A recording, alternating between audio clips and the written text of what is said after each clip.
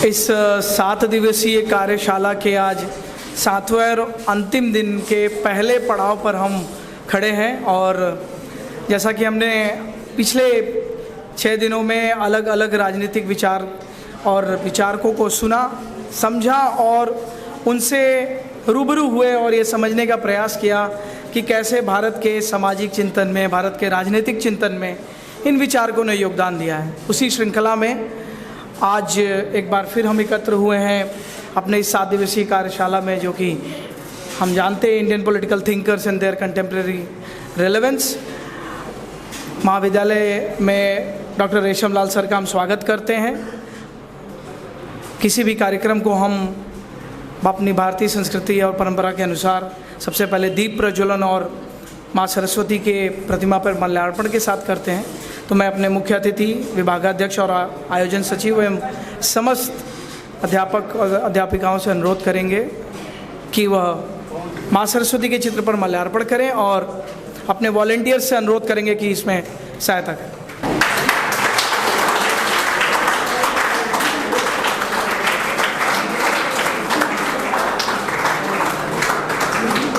काशी की महान ज्ञान परंपरा में माँ सरस्वती का भी एक बहुत बड़ा नाम है और हम सतत उनके आशीर्वाद से कुछ ना कुछ सीखते हैं और इस जीवन में उनके आशीर्वाद की कामना करते हैं।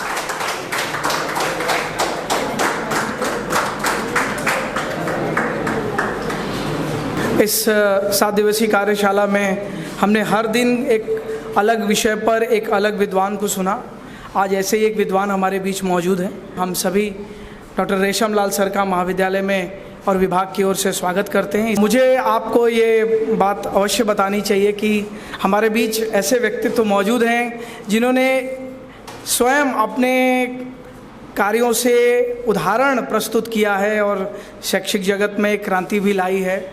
सर ने भी उसी तरीके से, आपने नाम सुना होगा अक्सर IAS PCS लोग बोलते हैं, उसमें IAS पहले आता है, PCS बाद में आता है। तो सर ने भी PCS की परीक्षा निकाल कर आगे आकर अकादमिक जगत को चुना। इसके लिए भी मैं सर को बहुत बहुत धन्यवाद दूंगा। और सर के बारे में मुझे बताना चाहिए कि सर ने अपनी BA की पढ़ाई यूनिवर्सिटी ऑफ इलाहाबाद से की है, जो कि एक समय परीक्षाओं का, प्रतियोगी परीक्षाओं का एक बहुत बड़ा केंद्र रहा।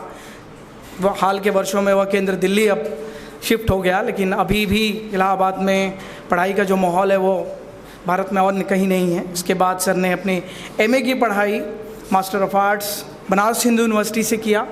तत्पश्चात सर MPhil के लिए और PhD के लिए भारत के एक बहुत ही प्रतिष्ठित विश्वविद्यालय जवाहरलाल नेहरू विश्वविद्यालय नई दिल्ली गए और वहाँ जाकर सर ने अपनी पढ़ाई लिखाई पूरी की। फिर सर महात्मा गांधी काशी विद्यापीठ में आज असिस्टेंट प्रोफेसर के रूप में राजनीति विज्ञान विभाग में कार्यरत हैं। और सर पिछले 10 वर्षों से सर 13 वर्षों से वहाँ अपनी सेवाएं दे रहे हैं। इसलिए सर आपका महाविद्यालय में विभाग में आपका बहुत बहुत स्वागत है और अभिनंदन है। आज इस कार्यशाला के 7वें दिन, अंतिम दिन, हम डॉक्टर भीमराव अंबेडकर को पढ़ने जा रहे हैं, सुनने जा रहे हैं। डॉक्टर अंबेडकर ने जो लड़ाई लड़ी है, डॉक्टर अंबेडकर ने जो जीवन जिया है, वो किसी से यूँ कहा जाए कि हर गरीब, हर वह व्यक्ति जो पिछड़ा हुआ है, जिसके पास संसाधन उपलब्ध नहीं है, उन सारे ऐसे व्यक्तियों को की लड़ाई डॉक्टर भीमराव अंबेडकर ने लड़ी। हमने ये देखा है कि तमाम असहमतियों के बावजूद, तमाम कमियों के बावजूद डॉक्टर अंबेडकर डटे रहे। चाहे वो भारत का राष्ट्रीय स्वतंत्रता संग्राम हमने देखा है, उसके बाद संविधान सभा के कार्यों के रूप में संविधान जब बन रहा था, तब जो चुनौतियां डॉक्टर भीमराव अंबेडकर ने महसूस की, जो चुनौतियां उन्होंने झेली, या यूँ मैं इस तरह से रखूँ इस बात को कि जो चुनौतियां हमारे क्रांतिकारियों ने झेली थी, उन सारी चुनौतियों को ध्यान में रखते हुए, उन कष्टों को, उन कठिनाइयों को ध्यान में रखते हुए भारतीय संविधान के निर्माण का एक लक्ष्य रखा। भारत में भारतीय संविधान को लेकर डॉक्टर भीमराव अंबेडकर के योगदानों को कभी भुलाया नहीं जा सकता। जिस तरह से वो आगे आए और समाज के शोषित, वंचित, और यहाँ तक कि समाज के ऐसे वर्ग जिनके बारे में कोई सोचता नहीं था, उनको सामाजिक न्याय कैसे प्राप्त हो सके, वो कहाँ तक सामाजिक न्याय की अवधारणा को भारत के बंधुत्व के साथ मिलाकर रख सकें, इस पर उन्होंने अपने विचार दिए। बहुत से प्रश्न हैं जो आज राजनीतिक जीवन में, सामाजिक जीवन में डॉक्टर भीमराव अंबेडकर के विचारों के साथ सामने खड़े होते दिखते हैं। कई बार आपने ये सुना होगा, ये प्रश्न आता है कि क्या डॉक्टर अंबेडकर जो चाहते थे वो समाज में वैसा हो पाया क्या? क्या आज सामाजिक न्याय स्थापित हो पाया क्या? क्या शोषित वंचित को उनके अधिकार मिल पाए क्या? ऐसे तमाम प्रश्नों के जवाब देने का सही समय भी आ चुका है और सही व्यक्ति भी हमारे बीच मौजूद हैं। तो ऐसे डॉक्टर रेशमलाल सर, आपका बहुत बहुत स्वागत है महाविद्यालय में, और विभाग की ओर से मैं आपका एक बार फिर से स्वागत और अभिनंदन करता हूं कि आप बिना समय गंवाए हमारे बीच आए और इन प्रश्नों पर हमारे विद्यार्थियों का मार्गदर्शन करें। धन्यवाद सर। मंचासीन विभागाध्यक्ष डॉक्टर प्रियंका सिंह, डॉक्टर प्रतिमा गुप्ता, डॉक्टर विकास सिंह, डॉक्टर स्वाति नंदा और विभाग के अन्य सदस्य और सहयोगी कलीग और आप पार्टिसिपेंट्स जितने भी हैं, स्टूडेंट्स हैं, कलीग टीचर्स भी होंगे, हो सकता है मैं भी।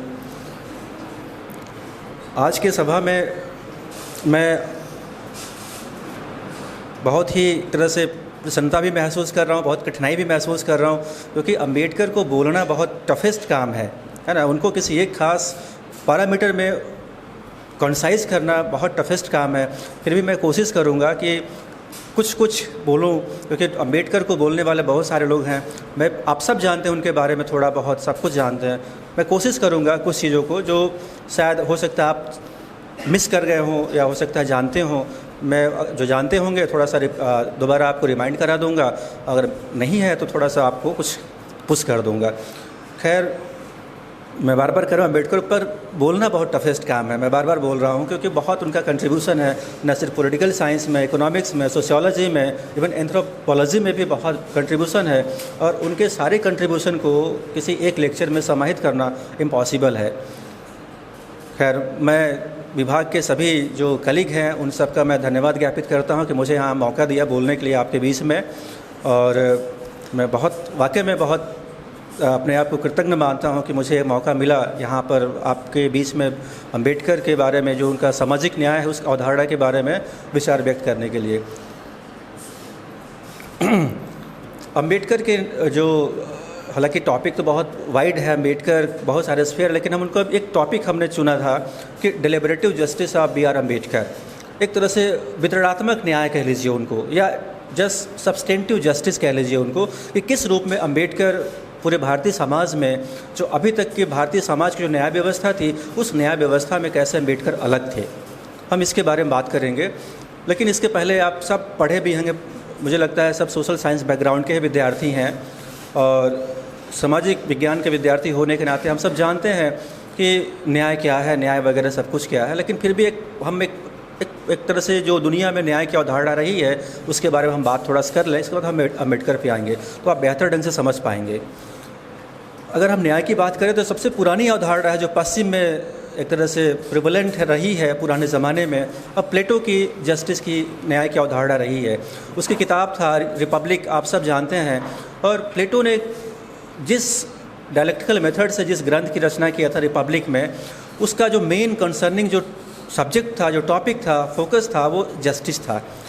प्लेटो का मानना था कि जस्टिस अगर सोसाइटी में इस्टेब्लिश हो जाए और सबको वेल सेटल हो जाए, सारे को जो उनकी स्टेटस है वो सब कुछ मिल जाए, तो समाज में कोई भी दिक्कतें नहीं होंगी। ऐसा प्लेटो क्यों कहता है?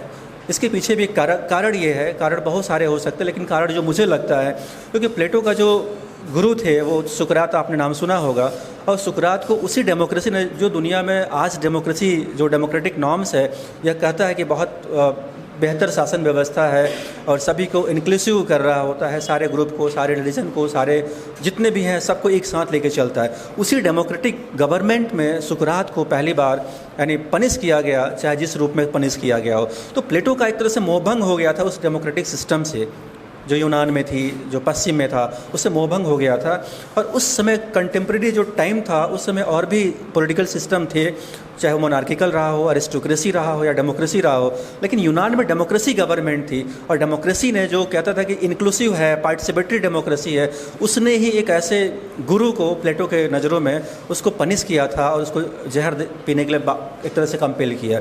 तो प्लेटो को लगा कि काश ऐसे पॉलिटिकल सिस्टम बेहतर हो जाए जिससे कि पूरे समाज में न्याय की स्थापना हो जाए। प्लेटो कहता भी है कि जस्टिस क्या है, जस्टिस हर को जो इंडिविजुअल्स हैं उनको जो जो क्वालिटी है अगर उनको मिल जाए और उस क्वालिटी के बिहाफ पर किसी के दूसरे क्वालिटी में इंटरवेन ना करें, ये तो जस्टिस की बात करता है। प्लेटो कहता है कि जो क्षमताएं व्यक्ति के पास है वो उसके पास रहनी चाहिए और बस यह है कि दूसरे के कार्य में हस्तक्षेप ना करे। अगर ऐसा समाज में हो रहा है तो जस्टिस है। तो प्लेटो को लगा कि हमें जस्टिस को स्थापित करनी है। अगर जस्टिस हो जाएगी समाज में तो जितने भी ट्रबलेंस हैं सोसाइटी में ख़त्म हो जाएंगे। तो प्लेटो ने एक तरह से आइडियोलॉजिकल बेसिस पर एक रिपब्लिक में फिलोसोफर किंग की कल्पना किया था और कहा था जस्टिस उसके बाद स्थापित होगा। लेकिन जस्टिस को स्टैब्लिश करने के लिए प्लेटो ने एक तरीका बताया था एजुकेशन सिस्टम को। पॉलिटिकल साइंस वाले जानते होंगे, सब पढ़ा भी होगा। तो कहते हैं कि भाई एजुकेशन सिस्टम से आगे बढ़ेंगे हम। पहला एग्ज़ाम 20 साल के बाद होगा, फिर 30 साल के बाद होगा, फिर लास्ट एग्ज़ाम 50 साल के बाद होगा और जो उसमें पास होगा वो फिलोसोफर किंग बनेगा। तो एजुकेशन के पैरामीटर के माध्यम से, डिडक्टिव मेथड उनका प्लेटो का था, उसके माध्यम से वो फिलोसोफर किंग बनाते हैं।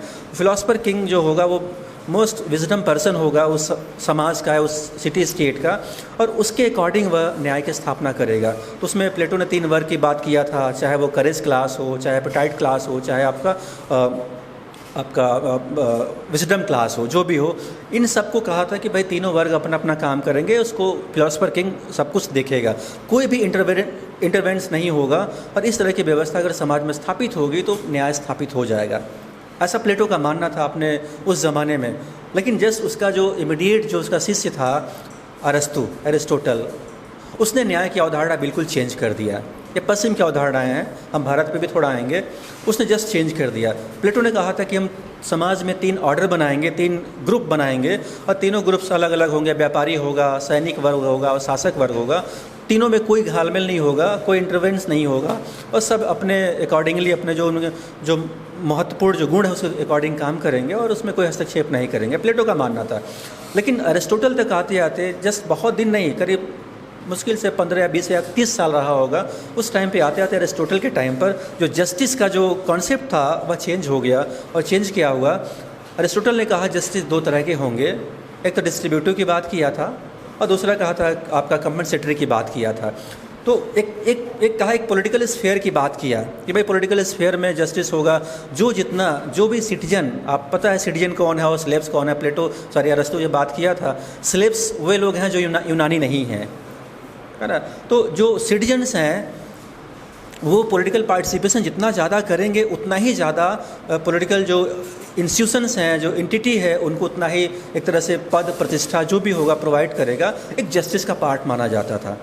जो जितना ज़्यादा राजनीति में भागीदारी करेगा उसके अकॉर्डिंगली उसको सम्मान, पद या जो भी कुछ मिलेगा। यह भी एक न्याय का तरीका था जो प्लेटो के जस्ट विपरीत था। एक और उन्होंने कहा था कि सोसाइटी में भी हमें बैलेंस को, स्टेटस को इस्टेब्लिश करनी है ताकि कोई ग्रुप इमर्ज ना कर जाए, दूसरे को प्रताड़ित ना करे। तो अरस्तु का एक और था आपका कंपनसेटरी जस्टिस था। उसका मतलब था कि भाई ये समाज का नियम थे, समाज में न्याय व्यवस्था को स्थापित करनी थी ताकि समाज में कोई ग्रुप, कोई कम्युनिटी या कोई और आपस में झगड़ा ना करे। या बिल्कुल न्यायिक क्षेत्र था। अगर कोई प्रताड़ित कर रहा है और कोई विक्टिम है तो उस विक्टिम को जिस सीमा तक विक्टिमाइज़ किया गया है उस सीमा तक उसको जो विक्टिमर्स हैं उसको कंपनसेट करेगा। इस तरह की बातें उस ज़माने में आपका अरस्तु कर रहा होता है। लेकिन न्याय का कॉन्सेप्ट फिर इसके बाद रोमन एम्पायर आया। रोमन एम्पायर में बिल्कुल माइट इज राइट चलता रहा, जो शक्तिशाली है वही न्याय करेगा। इस तरह से पॉलिटिकल फिलॉसफी में यानी 2 प्लेटो के बाद अरिस्टोटल और इसके बाद पूरी तरह से न्याय की जो अवधारणा थी पश्चिम में, हम शून्य नहीं कहेंगे लेकिन बहुत प्रोमिनेंट नहीं थी। चाहे जो भी हो वह अलग अलग, ईसाइयत के ज़माने में ईसाइयत कानून प्रणाली थी। जब मोनार्की था तो मोनार्किकल जस्टिस सिस्टम था, उसमें बात कभी नहीं किया गया, चलता रहा। चाहे प्लेटो हो, मैकियावेली हो या हॉब्स हो, जितने भी रहे सब इस तरह से आगे बढ़ते रहे। लेकिन 18वीं सेंचुरी और 19वीं सेंचुरी के ऑनवर्ड एक हालांकि लिबरल पॉलिटिकल थॉट्स के जो इमरजेंस हुआ 17वीं सेंचुरी के आसपास हुआ और लॉक उसमें एक तरह से कहें कि लॉक उसका फादर था या उसके प्रोपोनेंटेड था लॉक, तो लॉक ने जस्टिस की बात नहीं किया, हालांकि वो सोसाइटी की बात किया, आपके कॉमनवेल्थ की बात किया, स्टेट की बात किया, या इसकी राइट की बात किया। लेकिन वहीं से उसी लॉ के फ़िलासफ़ी से एक लिबरल पॉलिटिकल अप्रोच इमर्ज कर रहा होता है। लिबरल पॉलिटिकल अप्रोच जो बेसिकली इंडिविजुअल को फोकस करता है, व्यक्ति को फोकस करता है। और अगर हम जस्टिस की बात करें तो जो आपका जो लिबरल है, जो उदारवादी सिद्धांत है, वह प्रोसीजरल जस्टिस को सपोर्ट करता है, यानी प्रक्रियात्मक न्याय को सपोर्ट करता है। हालांकि लॉ का ऐसी कोई बात नहीं किया, न्याय के बारे में चर्चा नहीं किया, लेकिन लिबरल पॉलिटिकल थॉट में उसमें एक तरह से इनबिल्ड प्रिंसिपल है कि प्रोसीजरल जस्टिस सिस्टम होगा, प्रक्रियात्मक न्याय होगी। उसका मतलब था कि न्याय यानी किसी बिल्डिंग में पहुंचना है, कहीं पहुंचना है, तो पहुंचने के जो रास्ते हैं सेम होंगे, उसमें कोई किसी को सपोर्ट नहीं होगा, कोई अफर्मेटिव पॉलिसीज़ नहीं होंगी, सेम उसी रास्ते से गुजर के जाएगा, वहाँ तक पहुँचेगा। ये कोई मैटर नहीं करता कोई विकलांग है या अक्षम है या कुछ और है, सबको उसी प्रक्रिया से गुजरना होगा। प्रोसीजरल जस्टिस बिलीव करता है इसी मैटर पर कि वह एक ही तरीके रास्ते फॉलो करेगा, आगे बढ़ता जाएगा। तो लॉक ने जिस लिबरल पॉलिटिकल थ्योरी में प्रोसीजरल जस्टिस को सपोर्ट किया और उसी को लेकर के पूरा यूरोप करीब 300 ईयर तक उससे गवर्न होता रहा, कमोबेश। जब तक कार्ल मार्क्स नहीं आया था तब तक गवर्न होता रहा। कार्ल मार्क्स को लगा, आपने कार्ल मार्क्स के बारे में जितने सोशल साइंटिस्ट सब जानते होंगे, उसको लगा कि लिबरल पॉलिटिकल जो थॉट है उसमें जो प्रोसीजरल जस्टिस की जो आइडिया है वह कॉमन जो लेमैन है, जो वर्किंग क्लास है, जो प्रोलेटेरिएट क्लास है, उसके लिए अच्छी नहीं है। तो कार्ल मार्क्स ने क्लास स्ट्रगल की अवधारणा दिया, बहुत सारे चीज़ें कहा और कहा कि यह शोषण तब खत्म होगा, न्याय की वाकई में जो समाज में जो ज़रूरत है वह तब स्थापित हो सकती है जब उत्पादन के साधनों पर, मीन्स ऑफ प्रोडक्शन हो चाहे मोड ऑफ प्रोडक्शन हो, जब तक इस पर कॉमन यानी समाज का अधिकार नहीं होगा तब तक न्याय प्रणाली एक तरफा रहेगी और वह कैपिटलिस्ट की ओर रहेगी। तो कार्ल मार्क्स ने उस न्याय प्रणाली में यानी लिबरल डेमोक्रेसी में, लिबरल पॉलिटिकल थॉट में जो प्रोसीजरल जस्टिस सिस्टम था उसमें संशोधन करने की बात किया और एक तरह से रास्ता भी बताया क्लास स्ट्रगल के माध्यम से। क्लास वर्ग संघर्ष होगा और वर्ग संघर्ष के बाद आपका राज्य बनेगा, फिर यानी एक संक्रमणकालीन राज्य बनेगा, उसके बाद राज्य खत्म हो जाएगा और सारे जो सोसाइटी है वह यानी कोई ग्रुप्स नहीं होंगे, सब कुछ एक कॉमन हो जाएगा, इक्वल हो जाएगा, कोई ग्रुप्स नहीं होंगे, स्टेट ख़त्म हो जाएगा। इस तरह की बातें यानी मार्क्स कह रहा होता। मार्क्स जब कहता है तो उसका सीधा जो मार्क्स भी कहीं न्याय की बात नहीं किया है। बेसिकली जो मार्क्स है, कार्ल मार्क्स है, वह कैपिटलिस्ट ओरिएंटेड जो इंडस्ट्रियल सिस्टम था, कैपिटलिस्ट नोशन को इग्नोर किया है, उसको अपोज किया है, लेकिन औद्योगिकरण की व्यवस्था का अपोज नहीं किया है। इस बात को ध्यान दीजिएगा कि वह पूंजीवाद के खिलाफ कार्ल मार्क्स खड़ा होता है, लेकिन औद्योगिक व्यवस्था के खिलाफ कार्ल मार्क्स कभी खड़ा नहीं होता है, क्योंकि औद्योगिक व्यवस्था ही सारे मानवता की एक तरह से जितने डिमांड्स है, रिक्वायरमेंट्स वो फुलफिल कर सकता है। तो मार्क्स का क्या था कि उस औद्योगिक व्यवस्था में जो लाभ है, जो वितरण के तरीके हैं, जो जस्टिस कह लीजिए उसको, वह प्रोसीजरल है। कार्ल मार्क्स कहता है उसमें हमें सब्सटेंटिव करने की ज़रूरत है। इसका मतलब है तात्विक न्याय। इसका सीधा सा मतलब है कि हमें उस तरह के करने की ज़रूरत है कि जो गरीब हैं, अक्षम हैं, या जो बिल्कुल वीकर सेक्शन है, पेरिफेरी पे हैं, जो एफर्ट नहीं कर सकते हैं, स्टेट और सोसाइटी की होल रिस्पॉन्सिबिलिटी है कि उनको सुविधाएं प्रदान करे। तो कार्ल मार्क्स कहता है कि यह लिबरल पॉलिटिकल थॉट उसको प्रोवाइड नहीं कर सकता है, इसलिए एक नया आइडियोलॉजी को प्रोड्यूस करते हैं कार्ल मार्क्स और कहते हैं कम्युनिज्म ही एक बेस्ट वे हो सकता है, पॉलिटिकल सिस्टम हो सकता है जिसके माध्यम से समाज में सबको न्याय मिलेगा। ये दोनों का अलग अलग रहा है, लिबरल का और मार्क्सिस्ट का। तो पश्चिम का व्यू रहा है, बेसिकली जो पश्चिम की न्याय व्यवस्था थी, जो मॉडर्न और पोस्ट मॉडर्न के दौर में जो रहा है या अभी भी रहा है, वो ये है कि एक प्रोसीजरल जस्टिस है जिसमें कि कॉमन फार्मूले होंगे, उस फार्मूले में सबको गुजरना होगा, इसके बाद मिलेगा। लेकिन एक और तरीका है सब्सटेंटिव का, तात्विक न्याय का। उसका मतलब है कि हमें प्रोसीजर फॉलो नहीं करनी है, अगर गरीब है तो उसको हमें कुछ ना कुछ सपोर्ट करनी ही होगी। जैसे उसका बेस्ट एग्जांपल हम ले सकते हैं रिजर्वेशन वगैरह का या अफर्मेटिव पॉलिसीज़ का, है ना। अफर्मेटिव पॉलिसीज़ वगैरह ले सकते हैं कि अगर जो जैसे भारत में आप जानते ही हैं, भारत में बहुत सारे ग्रुप्स हैं, बहुत सारे कम्युनिटीज़ हैं जो अभी भी वीकर सेक्शन है, हाशिए पे हैं, और उनको सरकार कुछ पॉलिसीज़ के माध्यम से सपोर्ट करती, चाहे वो एजुकेशन में हो, एम्प्लॉयमेंट में हो, ताकि वह इक्वली आ सकें और जो सोसाइटी का जो मेन स्ट्रीम उसमें शामिल हो सके। तो इस तरह की बातें मार्क्स और यानी मार्क्सिज्म और लिबरल पॉलिटिकल थॉट पश्चिम में करते रहे हैं। लेकिन अम्बेडकर की जो सारी पढ़ाई हुई थी, हम अम्बेडकर पर फोकस करेंगे, लेकिन थोड़ा सा बैकग्राउंड बताना ज़रूरी है। अम्बेडकर क्यों उनसे अलग हैं और क्यों बेहतर हैं, जो मुझे लगता है कि भारतीय समाज के लिए बेहतर हैं। आपका अपना नज़रिया हो सकता है, सबका अपना अपना नज़रिया हो सकता है किसी भी पॉलिटिकल थिंकर को परखने का। भारत में जो न्याय प्रणाली थी, अगर आप देखेंगे बिफोर 1950 तो मुग़ल पीरियड था या ब्रिटिश पीरियड था, लेकिन उसके पहले जो जस्टिस सिस्टम था बेसिकली वह बिल्कुल हिंदू पॉलिटिकल सिस्टम पर बेस्ड था, है ना। आप सब बताने की ज़रूरत नहीं है, वर्ण व्यवस्था उसका आधार था और वर्ण व्यवस्था के हिसाब से न्याय प्रणाली बटी हुई थी। कोई अगर एक ही अपराध को किसी की अगर हत्या कर देता है तो उसको वर्ण के हिसाब से उसको सज़ा मिलती थी। आप सबको पता है, इसके बारे में बताने की ज़रूरत नहीं है। तो भारत में जो हिंदू सोशल सिस्टम था, इवन आपका मुग़ल थे, सल्तनत थे, इवन आपके ब्रिटिश थे, इस सब के बाद भी जो हिंदू पॉलिटिकल जो जस्टिस सिस्टम था हिंदू सोसाइटी में, वह भी इक्वली, वह भी एक तरह से प्रैक्टिसाइज हो रहा था, वह अलग नहीं था। यानी वह भी एक तरह से मुग़ल कानून भी चल रहे थे इस भारत में, ब्रिटिश कानून भी चल रहे थे, लेकिन उन्हीं के पैरेलल हिंदू सिस्टम में, हिंदू सोसाइटी में हिंदू पॉलिटिकल जो हिंदू जस्टिस था वह भी एक तरह से प्रिवेलेंट था, चल रहा था, उसमें कोई दिक्कत नहीं थी। लेकिन ब्रिटिश गवर्नमेंट धीरे धीरे उस हिंदू जस्टिस सिस्टम में इंक्रोचमेंट करना शुरू की। आप सबको पता है कि चाहे सुधार के रूप में रहा हो, जितने भी इविल प्रैक्टिसेस थे हिंदू सोसाइटी में, उन सारे जो खराब परंपराएं थी उसको सुधारने के लिए ब्रिटिशों ने बहुत सारे कानून बनाए, जिसमें सती प्रथा भी था और बलि प्रथा को भी एबोलिश किया ब्रिटिश ने। बहुत सारे ऐसे कुरीतियाँ थी जिसको ब्रिटिश सरकार अपने थ्रू लॉ कह लीजिए, विधि के माध्यम से उसको इराडिकेट किया।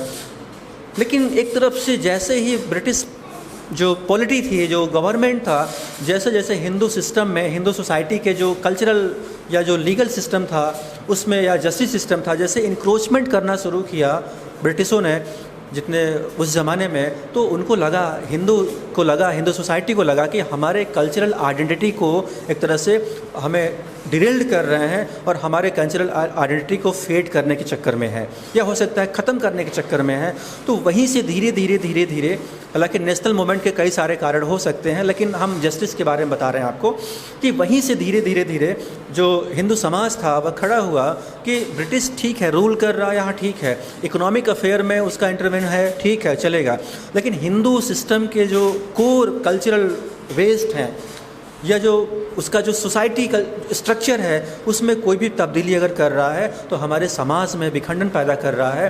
तो धीरे धीरे इससे भी एक तरह से कॉन्शसनेस आया हिंदू समाज में, और ब्रिटिशों के जो कानून रिफॉर्म पॉलिसीज़ थी उसके अगेंस्ट में वह शुरू हुआ, खड़ा हुआ। हालांकि ब्रिटिश चाह कर के भी बहुत सारे जो इविल प्रैक्टिसेस थे वह ख़त्म नहीं कर पाए थे, इस बात को ध्यान दीजिए, नहीं ख़त्म कर पाए थे, लेकिन बहुत हद तक ख़त्म किया। और फिर भारत फ्रीडम स्ट्रगल के मोमेंट में इंटर हुआ, फिर 1947 में भारत आज़ादी प्राप्त किया। ये आपका भारत का जस्टिस सिस्टम था। पश्चिम में क्या था कि प्लेटो ने कुछ और कहा था, अरिस्टोटल ने कुछ और कहा, लॉक के जो माध्यम से जो लिबरल पॉलिटिकल थॉट्स था उसमें प्रोसीजरल डेमोक्रेसी आई, कार्ल मार्क्स के माध्यम से सब्सटेंटिव जस्टिस सिस्टम आया। ये दोनों बिल्कुल, अगर आप देखेंगे पश्चिम के जो जस्टिस सिस्टम है या रहा है, भारत के जो हिंदू पॉलिटिकल सिस्टम में जो जस्टिस था बिल्कुल बियॉन्ड था, बिल्कुल अपोजिट था। लेकिन 1947 के बाद जब भारत आज़ाद हुआ और 1950 में जब भारत को सॉवरेनिटी मिली, तब उसके बाद भारत की जो न्याय प्रणाली है बिल्कुल चेंज हो गई, बिल्कुल चेंज हो गई।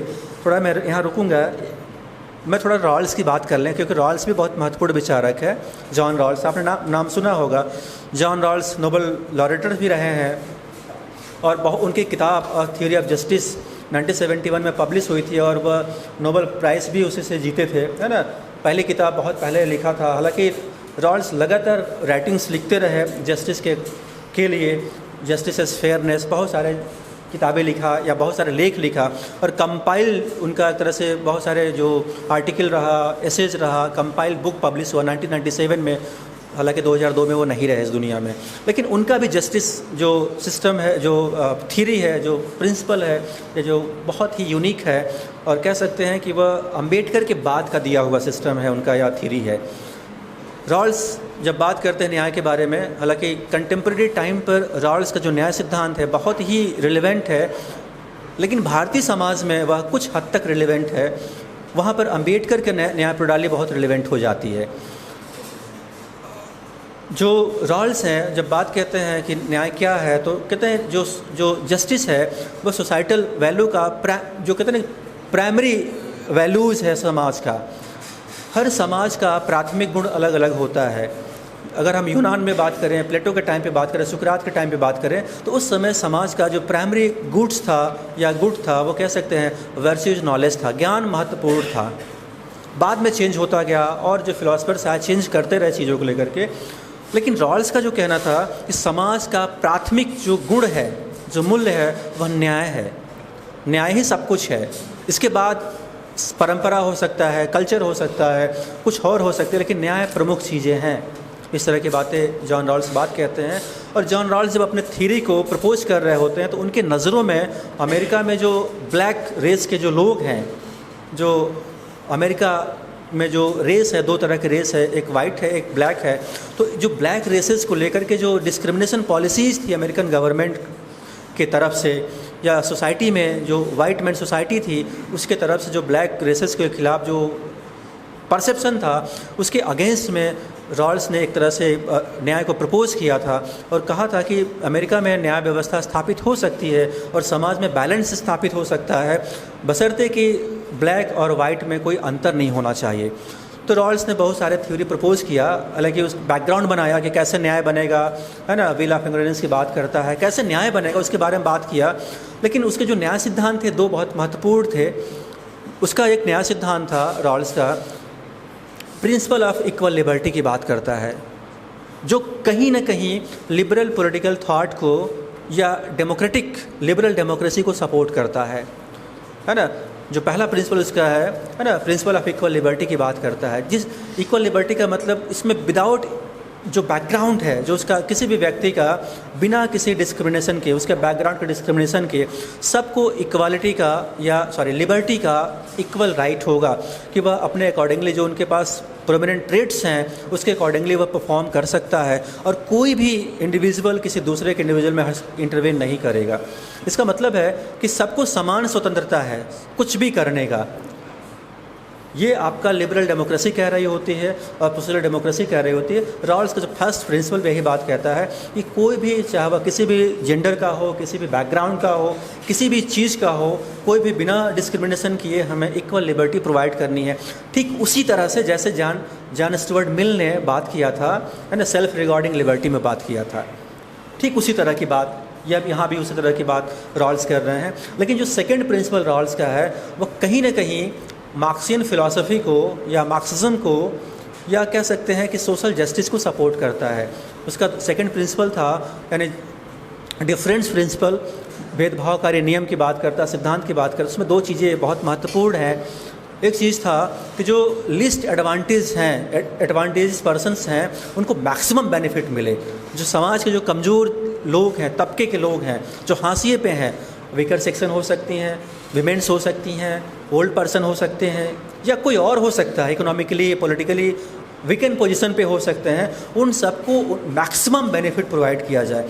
यह जब रॉल्स ऐसी बात जब कह रहा है, यह बात उन ब्लैक रेसेस को ध्यान में रख के बात कह रहा है, जिन ब्लैक रेसेस को अमेरिका में जो मेन सोसाइटी का जो मेन स्ट्रीम सोसाइटी थी उसको बायकॉट करके रखा जाता था।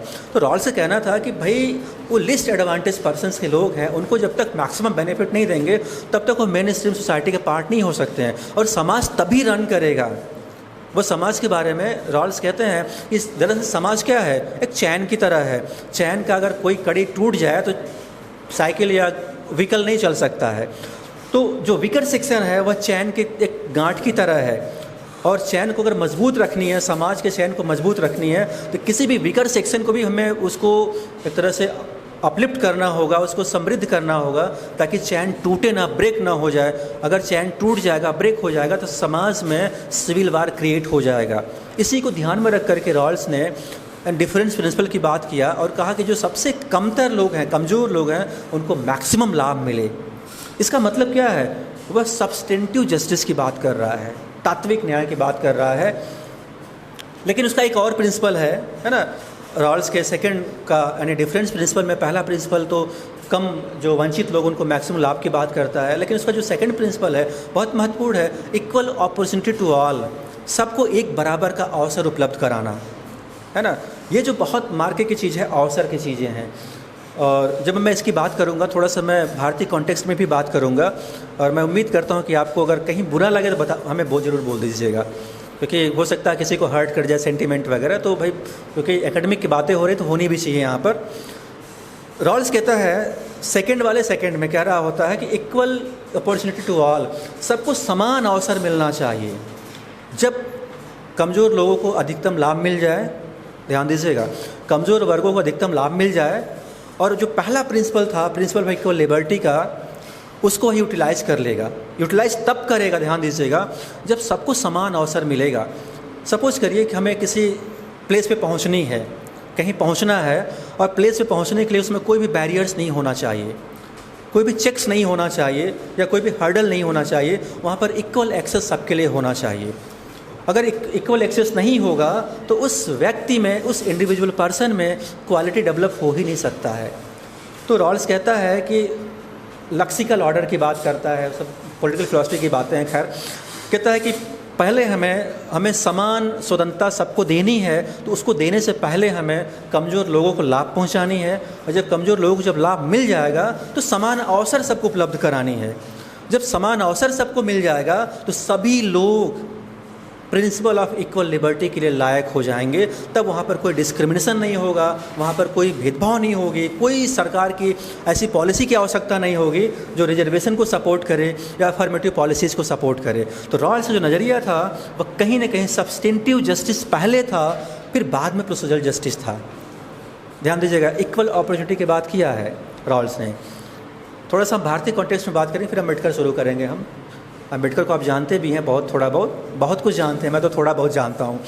तो जैसे अवसर की बात किया, हमारे भारतीय समाज में एक कहावतें हैं, या एक तरह से प्रिवलेंट परसेप्शन है कि भारत में जो वर्ड सिस्टम है, ये मैं पुरानी बातें कर रहा हूँ, अन्यथा न लीजिएगा, इसको भूल जाइएगा कि हाँ कोई बोला, भूल जाइएगा। जो एक परसेप्शन है पुराने ज़माने में कि वर्ड के अनुसार, यानी योग्यता, जो वर्ण सिस्टम है भारत का, अभी भी करीब सोसाइटल नॉर्म्स में अभी भी वर्ण सिस्टम स्थापित है, ख़त्म नहीं हुआ है। पॉलिटिकली हम डेमोक्रेटिक हो गए हैं, सोशली भी डेमोक्रेसी की ओर मूव कर रहे हैं, लेकिन अभी भी जो कंजर्वेटिव नॉर्म्स है भारतीय समाज का, वह अभी भी प्रिवलेंट है, ख़त्म नहीं हुआ है। लेकिन आज़ादी के पहले क्या था कि जो वर्ण सिस्टम है वह योग्यता पर आधारित है। हम सब सुने भी हैं और कहते भी हैं कि कर्मों पर आधारित है वर्ण व्यवस्था, उसके अलावा कुछ भी नहीं है। पुराने ज़माने में कोई जाति नहीं थी, कोई कास्ट नहीं था, या कुछ भी नहीं था। यह सब बाद की व्यवस्थाएं हैं, बाद में जन्म आधारित हो गया है। तो कैसे, कितना बढ़िया बात करते हैं बचने के लिए कि भाई योग्यता पर आधारित था, कोई टॉप पे है, कोई बॉटम पे है। लेकिन योग्यता कैसे डिसाइड हुई, मैटर यहाँ करता है। योग्यता डिसाइड कैसे हुई, जब आपने अवसर ही नहीं दिया। लास्ट पेरिफेरी को आपने एजुकेशन से काट दिया, पॉलिटिकल सिस्टम के पार्टिसिपेशन से काट दिया, या उसको मेन स्ट्रीम सोसाइटी से बिल्कुल किनारे कर दिया, तो आपने उसको अवसर ही नहीं दिया। अगर जब आपने उसको मार्शल क्लास में, यानी युद्ध करने का प्रशिक्षण नहीं अवसर दिया, या कुछ और करने का अवसर नहीं दिया, और आप बता दें कि योग्यता पर आधारित है, तो कोई व्यक्ति बाई बर्थ कैसे योग्यता पैदा कर सकता है? ये सोचने वाली बात है ना। तो कहने का मतलब है कि जो वर्ण सिस्टम है एक सुपरफिशियली एक क्रिएट किया गया आइडियोलॉजिकली कि यह योग्यता पर आधारित है, ये वगैरह वगैरह वगैरह। लेकिन क्वेश्चन मार्क यहाँ खड़ा होता है। बीइंग ए सोशल साइंटिस्ट हम लोग पढ़ते हैं कि भाई आपने अवसर अगर दिया होता एजुकेशन में, पॉलिटिकल सिस्टम में पार्टिसिपेशन का, स्टेट में पार्टिसिपेशन का, या जो स्फेयर है सोसाइटी के, तो शायद भारत में आज रिजर्वेशन की बात ही नहीं होती, आज इतना डिस्क्रिमिनेशन ही नहीं होता, चाहे विमेंस हों, चाहे वीकर सेक्शन के कोई भी कम्युनिटी के लोग हों, क्योंकि उसमें कोई भी भेदभाव नहीं होता। उसके उन वीकर सेक्शन के उस जो फीमेल्स हैं उनके मन में कभी भी एंगरनेस नहीं डेवलप होती कि हमें ऐसा करके रखा गया है। ध्यान दीजिएगा, तो हमने अवसर नहीं दिया, और उसी बिहाफ पे हम कहते हैं कि नहीं, योग्यता पर आधारित था। बिल्कुल सुपरफिशियली बात करना हुआ। और मैं आपको बस इतना ही बताना चाहता था, इसको भूल जाइएगा। हम आप अम्बेडकर पे आते हैं, है ना। अम्बेडकर भी इसी एक कथन है अम्बेडकर के बारे में। हालांकि अम्बेडकर बहुत वाइड एंड पॉलिटिकल फिलोसफर्स रहे हैं, इकोनॉमिस्ट रहे हैं, लेकिन मैं एक बात से मैं शुरू करूंगा। हिंदू वर्ण व्यवस्था में माना जाता था, मैं शुरू करूंगा, ये माना जाता था कि भाई योग्यता पर आधारित है। अगर कोई लोअर स्टेटा पे है तो इसका मतलब है कि उसके अंदर क्वालिटी नहीं है, कोई मेरिट नहीं है। इस बात को उन लोअर स्टेटा के लोगों ने हजारों साल तक एक्सेप्ट किया कि हम में कोई विद्वान पैदा हो ही नहीं सकता है। इस बात को ध्यान दीजिएगा। पूरी पीढ़ी दर पीढ़ी गुजरती गई, सदियों से लेकर के 19वीं सेंचुरी के फर्स्ट डिकेड में तक यह तय था कि अभी तक हमारे समाज में मेरिटोरियस कोई नहीं हो सकता है, क्योंकि मेरिटोरियस तभी होगा जब वो अपर स्टेटा में पैदा होगा। ये एक कॉमन नॉर्म्स था भारत में। लेकिन अंबेडकर ने ये जितने प्रेजुडिस था उसको ब्रेक किया कि एक शूद्र जाति में भी एक विद्वान पैदा हो सकता है। 5000 सालों में दलितों में पहली बार एहसास हुआ कि हो सकता है। इस बात को ध्यान देगा। इसके पहले वो भूल चुके थे कि हम विद्वान हो सकते नहीं हो सकते, लेकिन एक पहली बार एक आदमी इंस्पायर्ड किया उन वीकर सेक्शंस को कि नॉलेज किसी की पेरिफेरी में सर्किल में नहीं है, वह कॉमन के लिए सबके लिए एक बराबर है। कोई भी नॉलेजियस पर्सन कहीं भी हो सकता है। अंबेडकर ने इस नोशंस को, इस परसेप्शन को तोड़ा और अंबेडकर एक तरह से शूद्रों में पहली बार 5000 सालों में एक तरह से आइकन के रूप में सामने आए। अंबेडकर का जन्म जैसे पता ही है आपको कि 1891 में हुआ था। 14 अप्रैल आने वाला है अभी, है ना। उनकी लाइफ बहुत स्ट्रगल से भरा पूरा रहा। जैसे हिंदू वर्ल्ड सिस्टम में आपको पता ही है कितने सारे डिस्क्रिमिनेशंस थे, एजुकेशन को लेकर के, पानी पीने को लेकर के, इवन जो शैडो परछाई पड़ जाती है उसको लेकर के, बहुत सारी चीज़ें थी, बताने की ज़रूरत नहीं है। इन सब को पार करते हुए अंबेडकर ने एजुकेशन लिया। और लोग ये भी कहते हैं कि अंबेडकर को अगर एजुकेशन मिल पाया तो ब्रिटिशों के वजह से रहा, इंग्लिश एजुकेशन की वजह से मिल पाया। अगर यहाँ पर हिंदू पॉलिटिकल सिस्टम रहता या हिंदू एजुकेशन सिस्टम रहता, शायद अंबेडकर भी पैदा नहीं होते। एक कहावतें हैं, या हो सकता है सही भी हो, है ना। लेकिन ब्रिटिश एजुकेशन सिस्टम में ये बात सही है कि ब्रिटिश शिक्षा व्यवस्था ने भारत के संस्कृति को दमित किया है। इसे हम इग्नोर नहीं कर सकते, हम भी नहीं करते हैं। लेकिन भारत के समाज को अपलिफ्ट करने में, इनलाइटमेंट करने में उनका बहुत बड़ा कंट्रीब्यूशन, इसको भी हमें इग्नोर नहीं करना चाहिए। तो अंबेडकर ब्रिटिशों के द्वारा स्थापित स्कूल में पढ़े। अगर नहीं होता तो नहीं पढ़ पाते, खैर आगे पढ़ते गए, फिर लंदन गए, अमेरिका वगैरह घूम करके वापस आते हैं। और पहली बार उनका भारत के समाज से, ऐसा नहीं कि पहली बार सामना होता है, सामना हो चुका होता है, बचपना से हो चुका होता है। लेकिन ब्रिटिश कॉलोनियल रूल में एक लॉस था कि कोई डिस्क्रिमिनेशन नहीं होगा। 1921 के आसपास, यानी महाराष्ट्र में पानी पीने को लेकर के हो, पब्लिक प्लेस को लेकर के हो, या जिसको भी लेकर के हो, वहाँ कम्युनिटी वाइज डिस्क्रिमिनेशन नहीं था। और ब्रिटिश गवर्नमेंट महाराष्ट्र जो स्टेट असेंबली थी उसको पास कर चुकी थी। लेकिन इसके बावजूद भी समाज के जो स्ट्रक्चर था वह बदला नहीं था, क्योंकि भारत के लोग ये चाहते थे कि ब्रिटिश सरकार सिर्फ पॉलिटिकल शासन में अपना इंटरवेंशन चलाए, शासन को चलाए, इकोनॉमिक अफेयर को डील करे, लेकिन सोशल अफेयर को डील नहीं करे। यह भारतीय समाज के जो मुख्य लोग थे, जो मेन स्ट्रीम सोसाइटी के लोग थे, मानते थे कि ब्रिटिश सरकार का काम समाज व्यवस्था सुधार नहीं है। लेकिन लॉ तो बन गया था।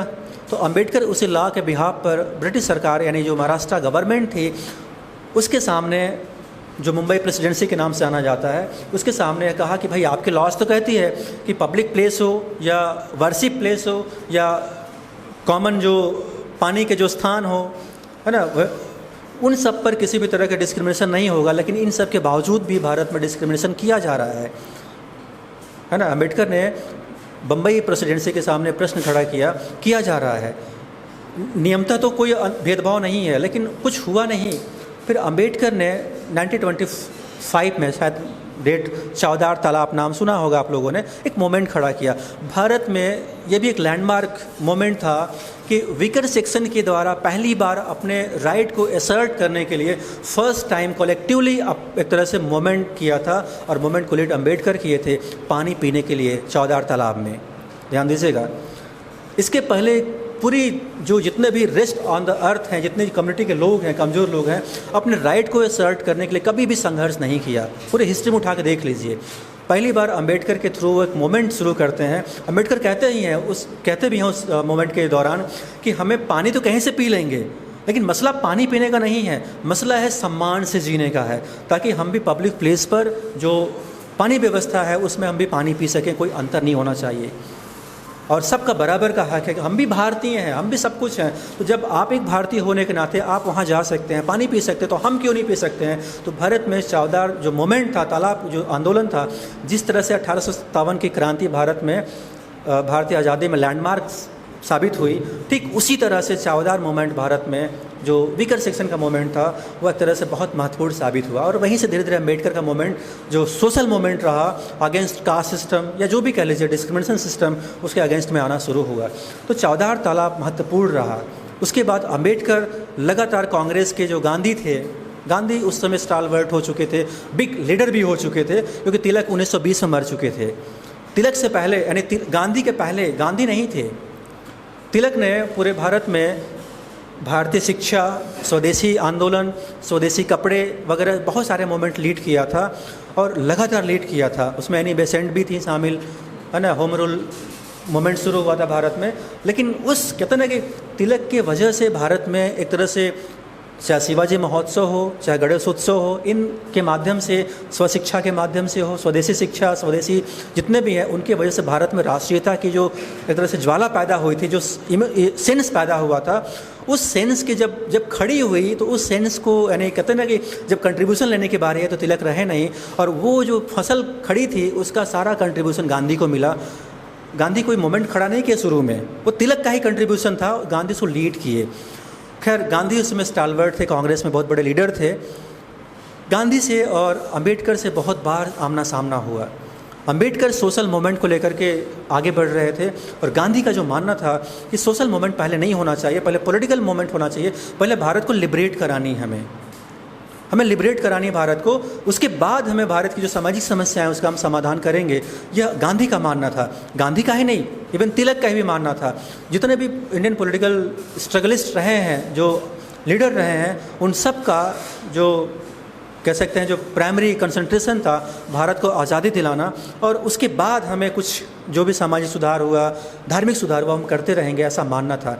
लेकिन उसमें से अकेला आदमी अंबेडकर थे, कहते थे नहीं, पहले सोशल रिफॉर्म होना चाहिए, पॉलिटिकल रिफॉर्म तो बाद में भी हो जाएंगे, उनका मानना था।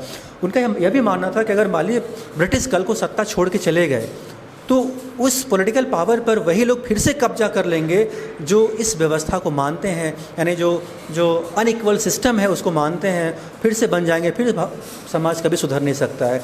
तो ब्रिटिश को कहीं न कहीं अंबेडकर इस रूप में सपोर्ट करते थे कि ब्रिटिश अगर रहेंगे तो यहाँ पर उनको सपोर्ट मिलता रहेगा, सोशल रिफॉर्म होते रहेंगे, इस रूप में भी अंबेडकर थे।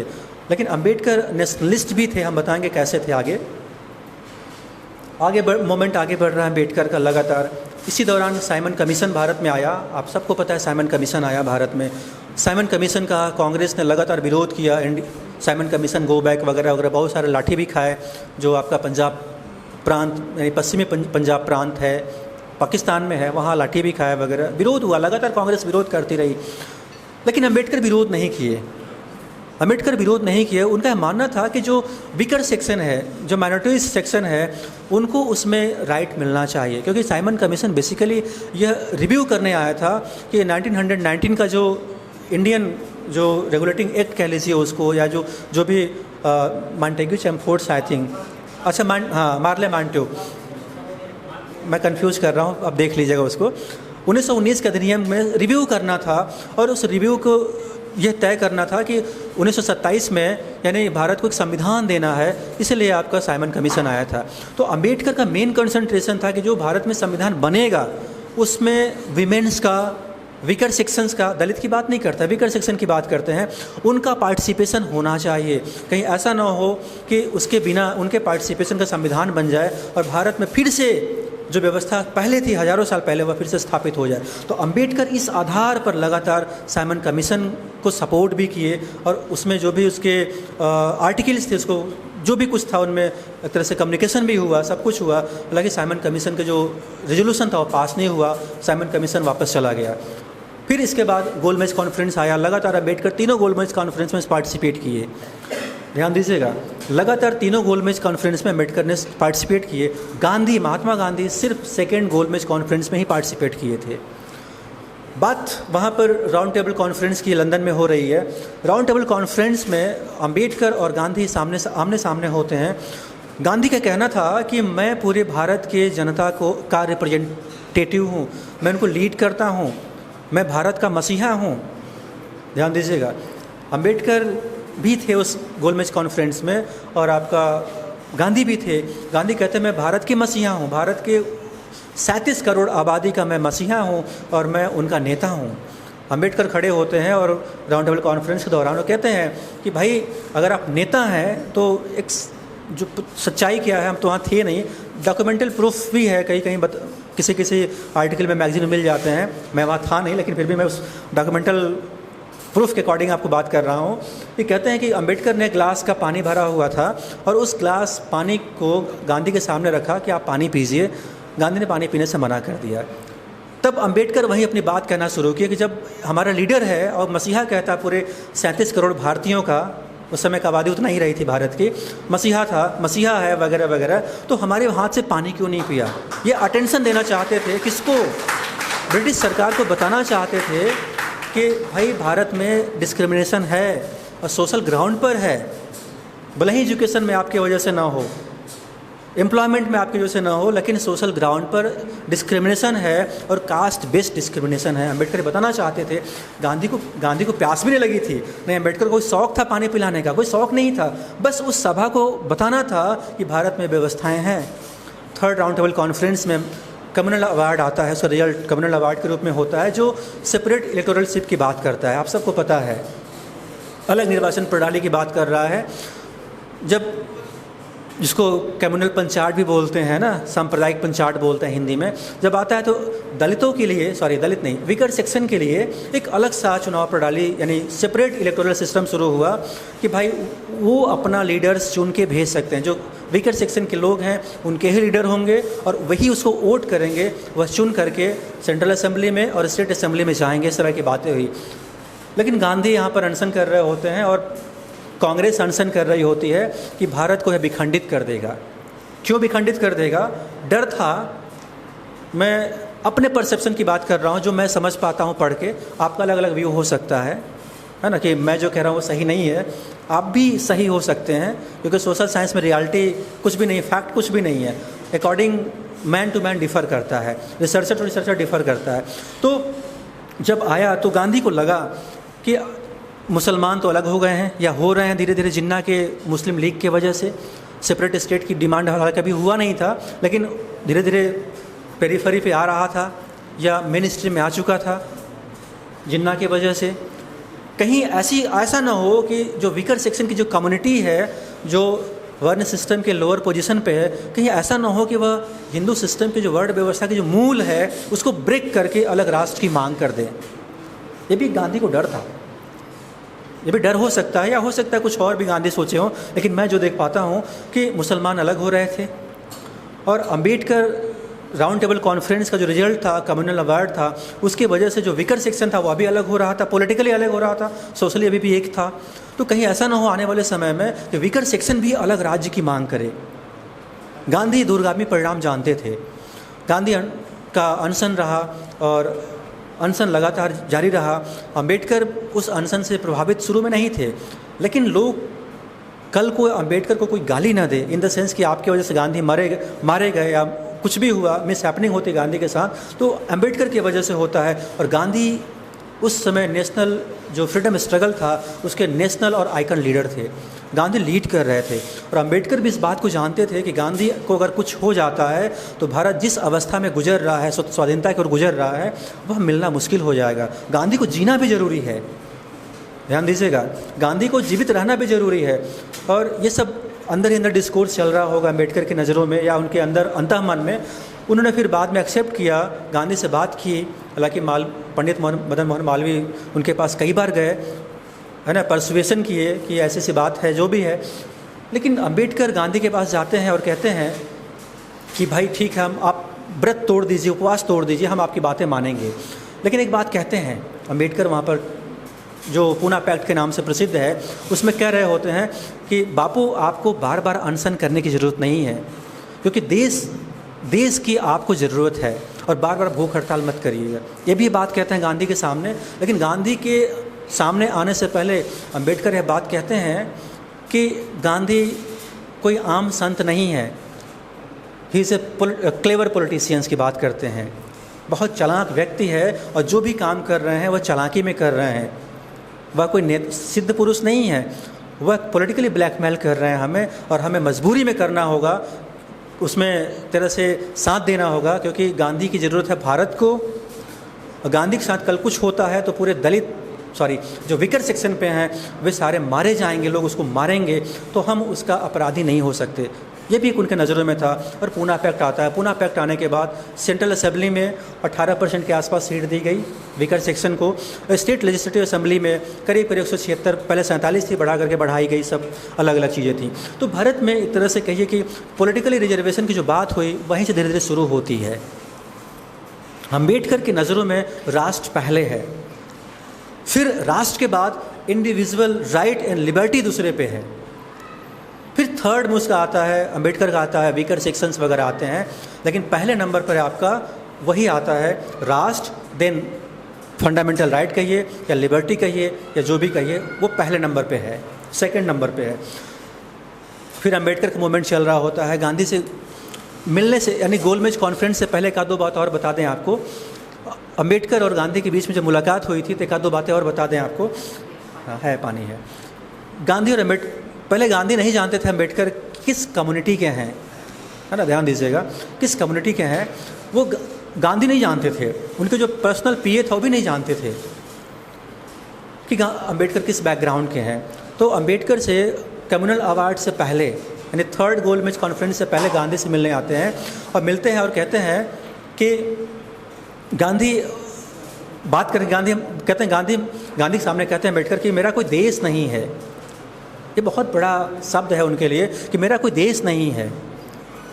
तो गांधी कहते हैं क्यों आपका देश नहीं है, डिबेट होता है वगैरह वगैरह। फिर वह प्रश्न करते हैं कांग्रेस और आपने इन विकर सेक्शन के लिए क्या किया अभी तक। एक किताब भी लिखा उसमें, कांग्रेस ने विकर सेक्शन को क्या किया, किताब भी लिखा है। तो डिबेट था गांधी और अम्बेडकर के सामने, और भी डिबेट है उसमें, कई सारे मुद्दे थी।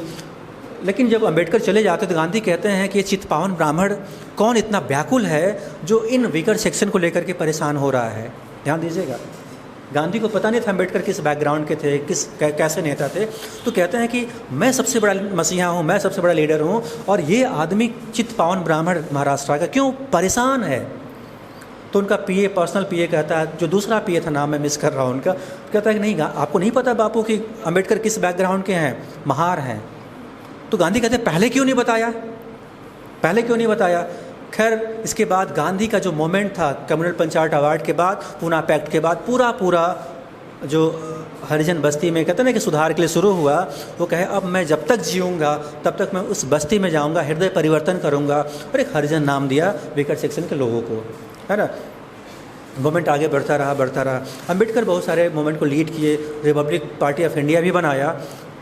जब भारत आज़ाद हो रहा था, हम बात उनके कंट्रीब्यूशन की, जस्टिस की बात करेंगे, बीच में छोड़ रहे हैं हम सब कुछ, आप सब जानते भी हैं। जब संविधान सभा का चुनाव हो रहा था, चुनाव हुआ भी, और चुनाव में एक एज ए मेंबर के लिए पार्लियामेंटेरियन भी थे, कॉन्स्टिट्यूंट असेंबली के मेंबर भी थे, बाद में पार्लियामेंट में कन्वर्ट हुई। जो संविधान सभा था बाद में संसद में परिवर्तित हो गई। तो उस दौरान, ध्यान दीजिएगा, उस दौरान अम्बेडकर के मन में यह बातें थीं। लोग कभी कभी कह देते हैं कि अम्बेडकर दलितों के नेता थे, कभी कभी कह देते हैं दलितों के नेता थे, वो तो मेन स्ट्रीम सोसाइटी के नेता थे ही नहीं। ये आम जनमानस में अभी भी है और कहते भी हैं लोग। लेकिन उस ड्राफ्टिंग कमेटी के एज ए चेयरमैन अम्बेडकर के होने के नाते बहुत सारे इशूज़ आए। अम्बेडकर का जो उस यानी कॉन्स्टिट्यूंट असेंबली में जो कंट्रीब्यूशंस हैं, वो थोड़ा मैं बता दूं कि वो राष्ट्रवादी कैसे थे या रहे हैं। अम्बेडकर का मानना था, क्योंकि वह हिस्टोरियन भी थे, मैंने बताया था, सोशोलॉजिस्ट भी थे, और पॉलिटिकल साइंटिस्ट तो थे ही थे, एंथ्रोपोलॉजिस्ट भी थे। बहुत सारे विषयों में उन्होंने पीएचडी, 3 विषयों में पीएचडी किया था। उनका यह मानना था कि भारत सदियों से जो भारतीय राज्य रहा, हमेशा विखंडित रहा है। ध्यान दीजिएगा, अम्बेडकर का कॉन्स्टिट्यूंट असेंबली में मानना था, जिससे बहुत सारे देसी रजवाड़े भी शामिल होने थे, ब्रिटिशों ने 3 शर्त रखा कि भाई देसी रजवाड़े चाहें तो भारत में मिले या ना मिले, है ना। जो डायरेक्टली ब्रिटिश कंट्रोल्ड स्टेट थे वो भारत के अंग होंगे, लेकिन जो पाकिस्तान में जाना चाहते हैं, वेस्टर्न प्रोविंस फ्रंटियर था जो भी था, वो पाकिस्तान चले जाएं। लेकिन जो भारत में कुछ रियासतें थीं उसमें तय था कि भाई वो कहीं जा सकते हैं, चाहे तो भारत में शामिल हो सकते हैं, चाहे कहीं जा सकते हैं। बाद में खरा आया, लेकिन मुस्लिम लीग भी उसमें शामिल था, ध्यान दीजिएगा। कॉन्स्टिट्यूंट असेंबली में मुस्लिम लीग भी था, देसी रियासतें के मेंबर्स भी थे, यहाँ बातें हो रही थी। तो अम्बेडकर का मानना था कि भारत को स्ट्रॉन्ग सेंट्रल पॉलिटिकल पावर की इस्टेब्लिश करनी चाहिए, एक शक्तिशाली केंद्र की स्थापना बहुत ज़रूरी है, ऐसा अम्बेडकर मानते हैं। इसलिए मानते हैं कि भारत में जब जब राष्ट्रवादी सोच के थे कि भारत जब जब कमज़ोर, यानी भारत का जो केंद्रीय राज्य जब जब कमज़ोर हुआ है तब तब हमेशा आक्रमण पश्चिम से होते रहे हैं, चाहे मौर्यन एम्पायर के टाइम पर रहा हो, बिफोर मौर्यन एम्पायर रहा हो, उसके बाद रहा, उसके बाद जब जब सेंट्रल पॉलिटिकल अथॉरिटी कमज़ोर हुई है तब तब बाहर का हमेशा आक्रमण हुआ है। तो अम्बेडकर का जो पहला कंसंट्रेशन था कि भारतीय राज्य को सेंट्रलाइज और मोस्ट पावरफुल बनाया जाए, यूनिटरी स्टेट के रूप में नहीं। कहते हैं ठीक है संघ राज्य होंगे, लेकिन जो संघ होगा बहुत शक्तिशाली होगा, क्योंकि देश अब विखंडित नहीं होना चाहिए। इतिहास में भारत बहुत झेला है, बहुत टुकड़े हुए भारत का, लेकिन अगर केंद्रीय राज्य अगर कमज़ोर होगा तो हमेशा भारत विखंडित होता जाएगा। तो अम्बेडकर का कंट्रीब्यूशन एक शक्तिशाली केंद्र की बात करते हैं, ध्यान दीजिएगा। इसी बीच नेहरू का उद्देश्य प्रस्ताव भी शामिल हो चुका था, जिसमें फंडामेंटल राइट कह लीजिए, प्रियम्बल में बहुत सारी चीज़ें थी और ये डिस्कोर्स चलता रहा। फिर अम्बेडकर का मानना था कि भारत में पार्लियामेंट्री डेमोक्रेसी ही होनी चाहिए, ध्यान दीजिएगा। पार्लियामेंट्री डेमोक्रेसी जब बात करते हैं तो कहते हैं कि भारत करीब 250 सालों तक इस पार्लियामेंट्री डेमोक्रेसी में एक तरह से एक्सरसाइज कर चुका है, क्योंकि ब्रिटिश गवर्नमेंट में पार्लियामेंट्री सिस्टम ही था, वायसराय था, है ना, फिर ब्रिटिश क्राउन था, तो सारे इसी तरह से होते थे। जो लीगल मैटर था, बहुत बड़ा मैटर था, तो वहाँ ब्रिटेन पार्लियामेंट जाता था, वहाँ से उसको रेक्टिफाई होते थे, फिर भारत आता था। एक तरह से पार्लियामेंट्री प्रोसीजर ही था भारत में। तो अम्बेडकर का मानना था कि 250 सालों तक भारत में पार्लियामेंट्री सिस्टम था, तो भारतीय उसमें अभ्यस्त हो चुके हैं। तो भारत के लिए बेस्ट वे गवर्नमेंट क्या हो सकता है, पार्लियामेंट्री डेमोक्रेसी हो सकती है।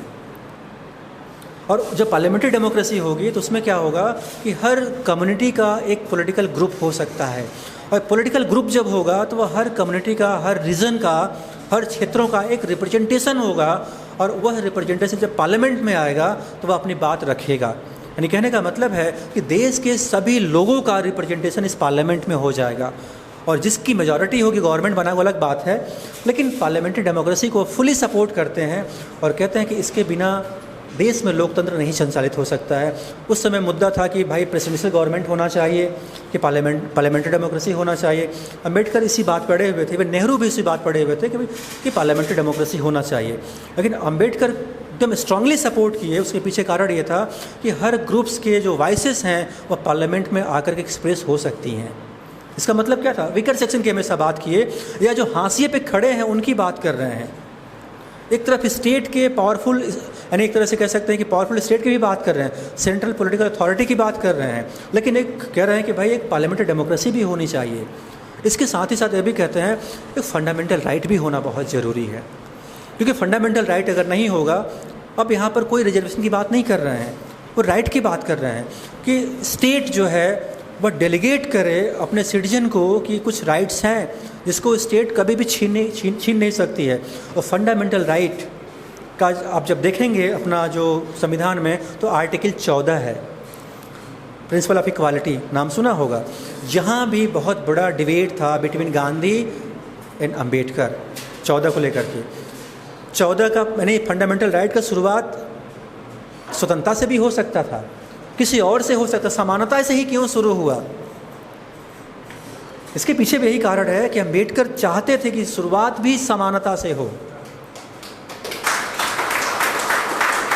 यहाँ पे मैं बताऊँ आपको, गांधी का मानना था कि पंचायती राज बहुत महत्वपूर्ण है और ग्राम को यूनिट बनाना चाहिए और सारा पॉलिटिकल पावर जो है ग्राम को सौंपना चाहिए। ग्राम ही आगे के जो लेयर्स हैं उसको इलेक्ट करेगी, वो उसको करेगा, फिर केंद्र राज्य सरकार चलाएगी। गांधी का मानना था, और गांधी बहुत बड़े लीडर्स थे। अम्बेडकर का मानना था अगर जिस दिन गाँवों को अगर पॉलिटिकल यूनिट मान लिया गया क्योंकि गांव जो है बैकवर्डनेस का बहुत बड़ा अड्डा है, जड़ है, स्थान है, तो वहाँ पर कोई भी रिफॉर्म नहीं हो सकता है। अम्बेडकर का मानना था कोई रिफॉर्म नहीं हो सकता है, और गांव की जो पॉलिटिकल सिस्टम होगा उसमें जो पार्टिसिपेशन होगा उन्हीं वर्गों का होगा जो लोग उसमें पहले से वेलअप हैं या जो स्ट्रांग हैं उन्हीं का होगा। तो अम्बेडकर चाहते थे कि पंचायती राज जो ग्राम यूनिट होगा, अम्बेडकर की ही वजह से डीपीएसपी में चला गया। अगर अम्बेडकर नहीं होते तो शायद वो फंडामेंटल राइट का पार्ट होता। ये मैं समझ पा रहा हूँ, जो मैं पढ़ता हूँ कभी कभी उनका जो राइटिंग स्पीचेस है उसमें मुझे लगता है कि गांधी इतना सपोर्ट करते थे पंचायती राज को, लेकिन अम्बेडकर की वजह से पंचायती राज वहाँ चला गया और राज्यों की इच्छा पर निर्भर हो गया। इस बात को ध्यान दीजिए। अम्बेडकर अनुच्छेद 14 को ही क्यों महत्वपूर्ण मानते हैं, इसके बाद 32 को मानते हैं, 32 को। 14 कहते हैं कि भाई प्रिंसिपल ऑफ इक्वालिटी है, equality before law, equal protection to all की बात कर रहे होते हैं। इसका मतलब है कि राज्य जो है वह किसी के खिलाफ भेदभाव नहीं करेगा, सबको कानूनी संरक्षण प्रदान करेगा, सबको एक बराबर सुरक्षा प्रदान करेगा, कोई असमानता नहीं करेगा। अम्बेडकर के कंट्रीब्यूशन से फंडामेंटल राइट की जो स्टार्टिंग हो रही होती है इक्वालिटी से होती है। इसका मतलब था अम्बेडकर की नज़रों में जस्टिस जो सब्सटेंटिव जस्टिस था, हालांकि पश्चिम की अवधारणा सब्सटेंटिव जस्टिस है, लेकिन अम्बेडकर का मानना था कि न्याय पहले होना चाहिए। न्याय का मतलब क्या कि सभी वर्गों को, भारतीय समाज में खास तौर से सभी वर्गों को सामाजिक, आर्थिक, राजनीतिक, इवन कल्चरल राइट मिल जाए, कोई भी डिस्क्रिमिनेशन ना हो और सभी को इक्वल अपॉर्चुनिटी मिले, क्योंकि उसके बिना यह राइट बेकार है, फ्रूटलेस है, कुछ भी नहीं है। तो पहले अवसर मिले, जब अवसर मिलेगा तो न्याय वगैरह सब कुछ मिलेंगे, सामाजिक, आर्थिक, राजनीतिक न्याय सब कुछ मिलेगा। तो अम्बेडकर समानता को पहले रखते हैं, और समानता को रखते हैं उसमें कहते हैं जो समानता है, समानों में समानता, इक्वालिटी एमंग इक्वल्स की बात कर रहे होते हैं। फिर कहते हैं असमानों में समानता। 14 का एक तरह से उसका वो डिस्कोर्स पॉइंट है, समानों में समानता, असमानों में समानता। जब असमानों की बात करते हैं तो विन वीकर सेक्शंस की बात करते हैं कि with in beaker section, among weaker section हमें कोई डिस्क्रिमिनेशन नहीं करना है, सबको इक्वली राइट हो, या पॉलिसीज़ के जो बेनिफिट्स हैं सबको इक्वली डिस्ट्रीब्यूट करने, उसमें कोई अंतर नहीं होना चाहिए। यानी समानता की बात तो करते हैं, लेकिन समानता की 2 अवधारणाएं बना दिया, समानों में समानता और असमानों में भी समानता होना चाहिए, वहाँ कोई भेदभाव नहीं होना चाहिए। और इसी के बिहाफ पर भारत में रिजर्वेशन पॉलिसीज़ की शुरुआत हो रही होती है। अम्बेडकर के ही तरह से मानना था कि फंडामेंटल राइट में 14 होना बहुत ज़रूरी है, और उन्हीं के वजह से आर्टिकल 17 है ना, एबोलिशन ऑफ अनटचेबिलिटी 17, उन्हीं के वजह से शामिल हुआ। और इसके बाद सारे जो आप जानते भी अधिकारों के बारे में, ये सब कहाँ चल रहा है, सब कॉन्स्टिट्यूएंट असेंबली के डिबेट्स हैं उसमें चल रहा है। और अनुच्छेद 32 अम्बेडकर की नज़रों में 32 बहुत महत्वपूर्ण है, उसको सोल ऑफ द कॉन्स्टिट्यूशन भी कहते हैं वगैरह वगैरह। कहते हैं कि भाई यही एक महत्वपूर्ण है, पूरे संविधान को हटा दिया जाए, अगर ये भी जिंदा अकेला आर्टिकल तो अभी सरकार चला लेगा या लोग सुरक्षित रहेंगे, अम्बेडकर का मानना था। लेकिन अम्बेडकर की नज़रों में वीकर सेक्शन तो थे ही थे, विमेंस तो थे ही थी, या बैकवर्ड सेक्शन तो था ही था, इसके अलावा माइनॉरिटीज़ भी थे उनके नज़रों में। कि जिस तरह से भारत में पार्टीशन हुआ, अलग अलग, कोई कहता धर्म के आधार पे हुआ है, कोई कहता प्रशासन के आधार पे हुआ है, अलग अलग मसला अलग अलग हो सकता है, लेकिन मुस्लिम लीग कहता है कि धर्म के बिहाफ पर हमारा पार्टीशन हुआ है। कांग्रेस कहती है कि एडमिनिस्ट्रेटिव पॉलिसीज़ की वजह से या उसके वजह से दो भाग बटा भारत और पाकिस्तान का। अम्बेडकर के नज़रों में था कि जो माइनॉरिटीज़ भारत में बच गए हैं, जो यहाँ से पाकिस्तान नहीं गए, उनके राइट को भी प्रिजर्व कर रहे होते हैं अम्बेडकर, क्योंकि उनका यह मानना था, जिन्ना बार बार कह रहे थे कि जितने माइनॉरिटीज़ हैं पाकिस्तान चले जाएं। जब पाकिस्तान बट गया, भारत बट गया, यानी दोनों का डिवाइडेशन हो गया, जो मेन स्ट्रीम जो हिंदू सोसाइटी के जो लीडर्स थे, यह मानना था कि मुसलमानों की गलती से भारत बटा है, तो उनको कोई राइट नहीं देना चाहिए भारत में। ध्यान दीजिएगा, गांधी सपोर्ट कर रहे होते हैं, उनके फेवर में खड़े होते हैं मुसलमानों के सपोर्ट में, आप सब पढ़े भी हैं, बताने की ज़रूरत नहीं है।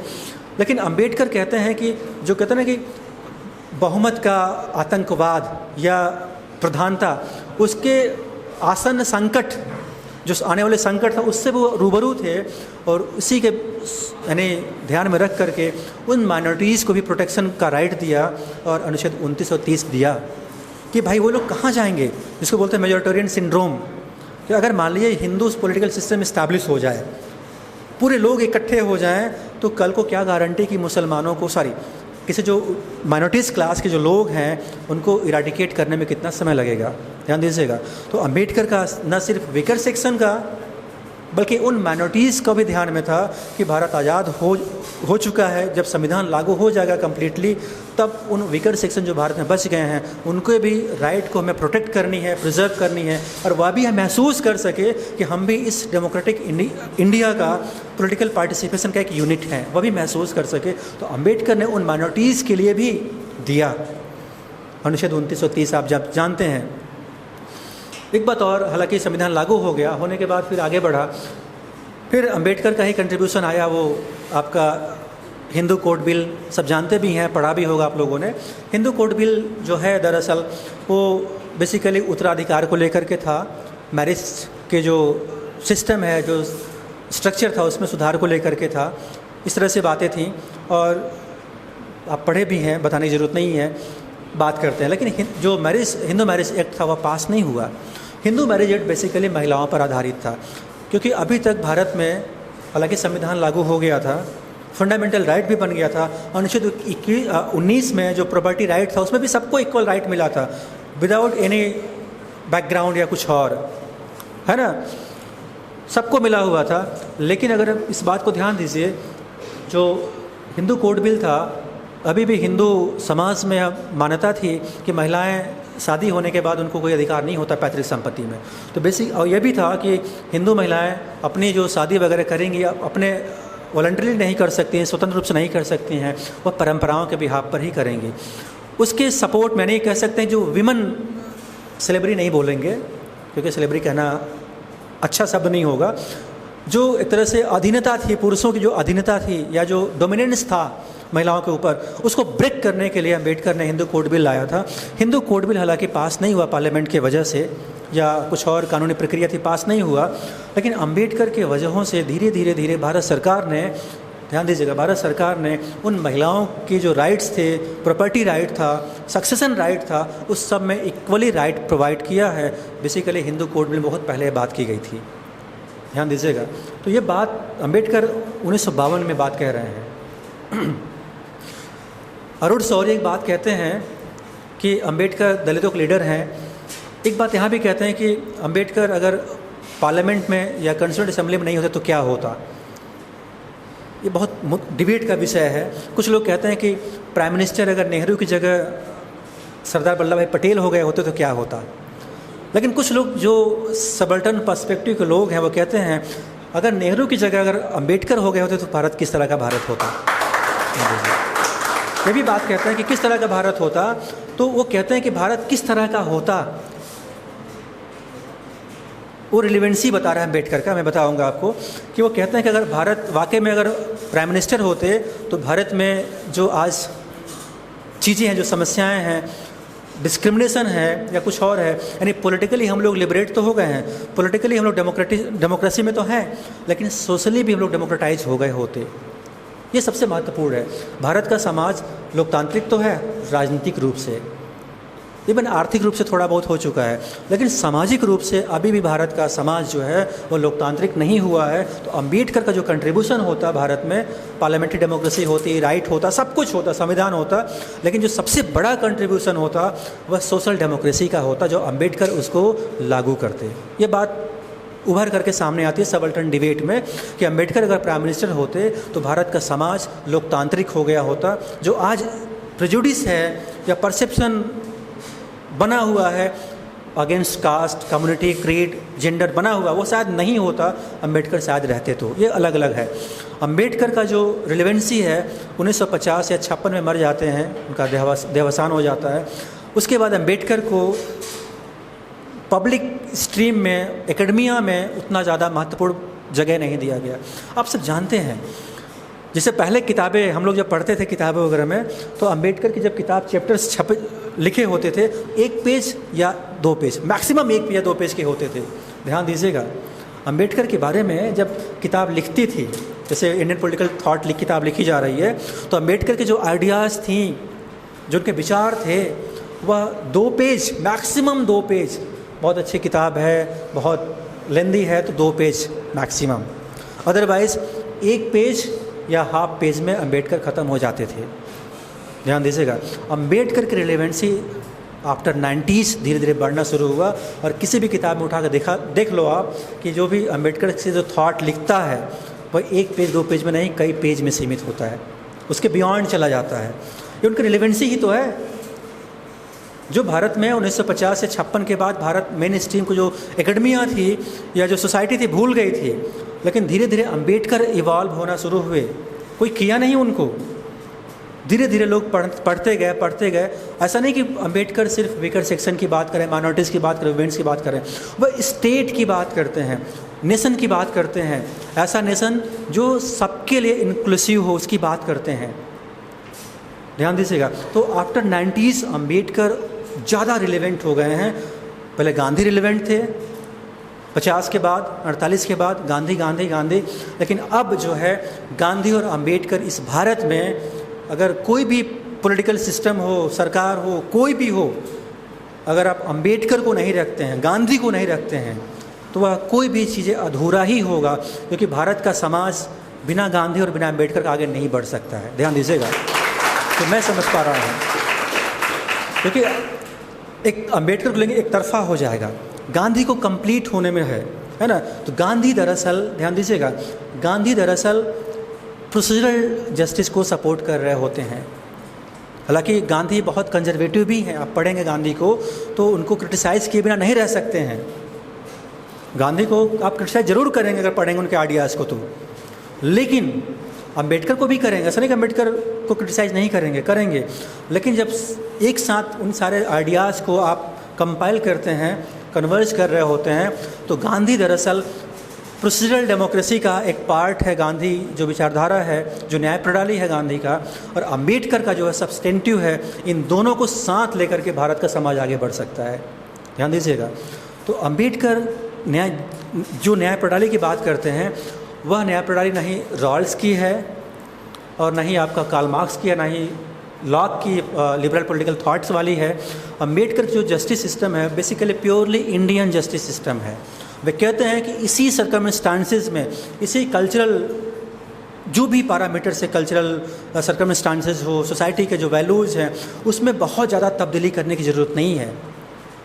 तब्दीली हमें वहाँ करनी है जहाँ समाज में बैरियर खड़े हो रहे हैं। ध्यान दीजिएगा, अम्बेडकर के सामने 1956 में 14 अक्टूबर 1956 के सामने उनका एक स्पीच आता है जब वो बौद्ध धर्म अपना रहे होते हैं, तो उनके सामने बहुत सारे प्रश्न थे। उसके पहले मुस्लिम्स भी आए कि आप सारे जो वीकर सेक्शन हैं आप सब इस्लाम स्वीकार कर लें, हम आपको इक्वल राइट देंगे, सरकार में जगह देंगे। क्रिश्चियन भी आए, इवन सिख भी आए। ध्यान दीजिएगा, क्रिश्चियन में आए, सिख आए, मुसलमान आए, या दुनिया के और छोटे मोटे ग्रुप्स के लोग आए जो कहे कि आप हमारे धर्म को स्वीकार कर लीजिए। लेकिन अम्बेडकर उसी भारतीय धर्म को स्वीकार किया जो इसी कल्चरल नॉर्म्स का पार्ट था।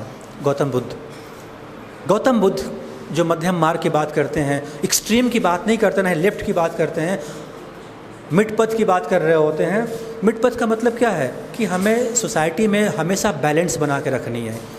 हमें चाहे वह सब्सटेंटिव जस्टिस के माध्यम से हो, प्रोसीजरल जस्टिस के माध्यम से हो, हमें इन दोनों तत्वों को एक साथ खड़ा करना है।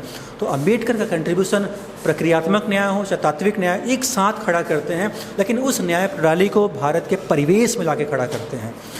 भारतीय परिवेश, क्योंकि कार्ल मार्क्स कहता है कम्युनिस्ट रिवोल्यूशन होगा तब हम सब्सटेंटिव जस्टिस स्टैब्लिश करेंगे। लिबरल पॉलिटिकल थॉट कहता है कि जब कैपिटलिज्म पीक पे होगा तब हम करेंगे। अम्बेडकर कहते हैं कि न लिबरलिज्म की आवश्यकता मैक्सिमम पीक वाले की है, न ही मार्क्सिज्म की, कम्युनिज्म की आवश्यकता है।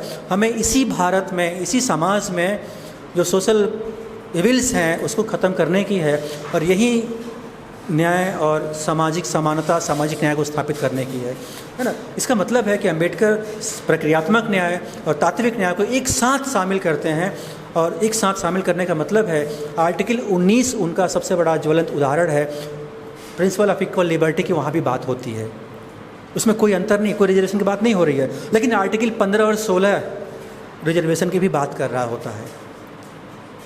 ध्यान दीजिएगा, यानी अम्बेडकर एक साथ दोनों विचारधाराओं को, न्याय प्रणाली की दोनों विचारधाराओं को एक साथ मर्ज करते हैं और भारतीय फंडामेंटल राइट में जो संविधान में है उसके साथ उसको मर्ज करके आगे बढ़ रहे होते हैं। समानता देन स्वतंत्रता। इसका मतलब है कि कम्युनिस्ट पॉलिटिकल आइडियोलॉजी जो बहुत एक्सट्रीम, उसको नहीं लिया, मार्क्सिस्ट भी नहीं थे, लेकिन उसके जो अच्छे गुण थे उसको उन्होंने इमिटेट किया और यहाँ पर भारतीय परिवेश में उसको लागू किया, जो उनके अनुच्छेद यानी संविधान के जो फंडामेंटल राइट उसमें दिख जाता है। एक बात और बता दें आपको राष्ट्रवाद के बारे में, है ना। अम्बेडकर, आज जो सरकारें हैं या जो सरकारें पहले भी थी, रही हैं, आती रही हैं सरकारें वगैरह, बस लास्ट है, हाँ हाँ हाँ, तो हम जानते। तो उसमें क्या है राष्ट्रवाद के बारे में, तो राष्ट्रवाद बहुत ज्वलंत मुद्दा रहा है। पश्चिम में इसकी अवधारणाएं बहुत अलग अलग रही हैं, पश्चिम में खास तौर से कि एक धर्म होना चाहिए, एक भाषा, एक शिक्षा वगैरह वगैरह सब बात करते हैं। लेकिन भारत में जब राष्ट्रवाद की बात हुई तो भारत में क्योंकि बहुत सारे मल्टी कल्चरल सोसाइटी थी, मल्टी लैंग्वेज सोसाइटी थी, बहुत सारे विभिन्नताएँ थी, तो पश्चिम का राष्ट्रवाद भारत में नहीं हो सकता था, यहाँ अंतर था। लेकिन भारत में जो राष्ट्रवाद बना वह टैगोर का राष्ट्रवाद बना, गांधी का राष्ट्रवाद बना, प्योर हिंदुइज्म राष्ट्रवाद नहीं बना, यह अरविंद घोष का राष्ट्रवाद बना। यानी भारत के समस्त जो समुदाय हैं, जो लोग हैं, बहुभाषी हैं, उन सबको एक साथ इस राष्ट्रवाद में जगह दिया गया। लेकिन अंबेडकर का कंट्रीब्यूशन क्या है इस राष्ट्रवाद में? अंबेडकर कहते हैं कि अगर व्यक्ति के फंडामेंटल राइट अगर खतरे में है तो हमें राष्ट्रवाद को नहीं, व्यक्ति के राइट को बचानी होगी, क्योंकि व्यक्ति पहले है, इंडिविजुअल लिबर्टी और राइट पहले है, देन राष्ट्र है। अब राष्ट्र के नाम पर व्यक्ति के अधिकारों को आप उसको ख़त्म नहीं कर सकते हैं। इसका सीधा सा उदाहरण अनुच्छेद 21 है, 21, राइट टू लाइफ। इसका सीधा उदाहरण है। इसका मतलब है कि राष्ट्र तो है, राष्ट्र इस बात पर निर्भर नहीं है कि लोग रहें या ना रहें, राष्ट्र इस बात पर निर्भर है कि लोग अधिकार और उनके चीज़ें जिंदा रहें, उसके बाद राष्ट्र होना चाहिए। लेकिन सरकारें क्या कर रही हैं? राष्ट्र पहले, व्यक्ति नहीं। तो अंबेडकर जब व्यक्ति की बात करते हैं, राइट की बात करते हैं, जिसका मतलब है वो सोशल जस्टिस की बात करते हैं। अगर वो सुरक्षित है तो देश सुरक्षित होगा, यह बात कहते हैं। मैं इसी के साथ मैं अपने वाणी को विराम देता हूँ। आपने जो सुना होगा, जैसा भी सुना होगा, मैं उम्मीद करता हूँ आपसे कि थोड़ा बहुत अच्छा लगा होगा। धन्यवाद। बहुत बहुत धन्यवाद सर। दरअसल डॉक्टर अंबेडकर का जीवन ही ऐसा रहा है कि उसको कम समय में बांध पाना बहुत कठिन है, लेकिन कार्यक्रम में समय सीमा की अपनी एक मान्यताएं हैं, अपनी एक कुछ बंदिशें हैं सर, इसके लिए हम लोग भी आपसे क्षमा चाहेंगे। अब हम प्रश्न उत्तर के सेशन को शुरू करते हैं और सिर्फ 2 प्रश्न लेंगे हम।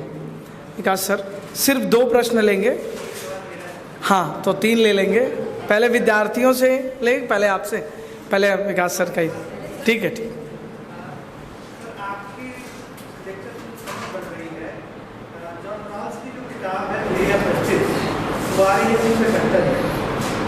और जो भारतीय स्वतंत्रता आंदोलन है और जो संविधान सभा बन रही है, तो अगर जॉन रॉल्स की जो थ्योरी ऑफ जस्टिस है उससे तुलना करें तो जो उनके अज्ञान के पर्दे का सिद्धांत है, क्या उसे अपने संविधान सभा मान सकते हैं? जो उनका नेशनल ऑर्डर आपने बताया, क्या उसको हम ये कह सकते हैं कि भारतीय फॉर्मेट में जो थ्योरी ऑफ जस्टिस पहले प्रैक्टिस किया जाता है, क्या इस निष्कर्ष में पहुंचा जा सकता है?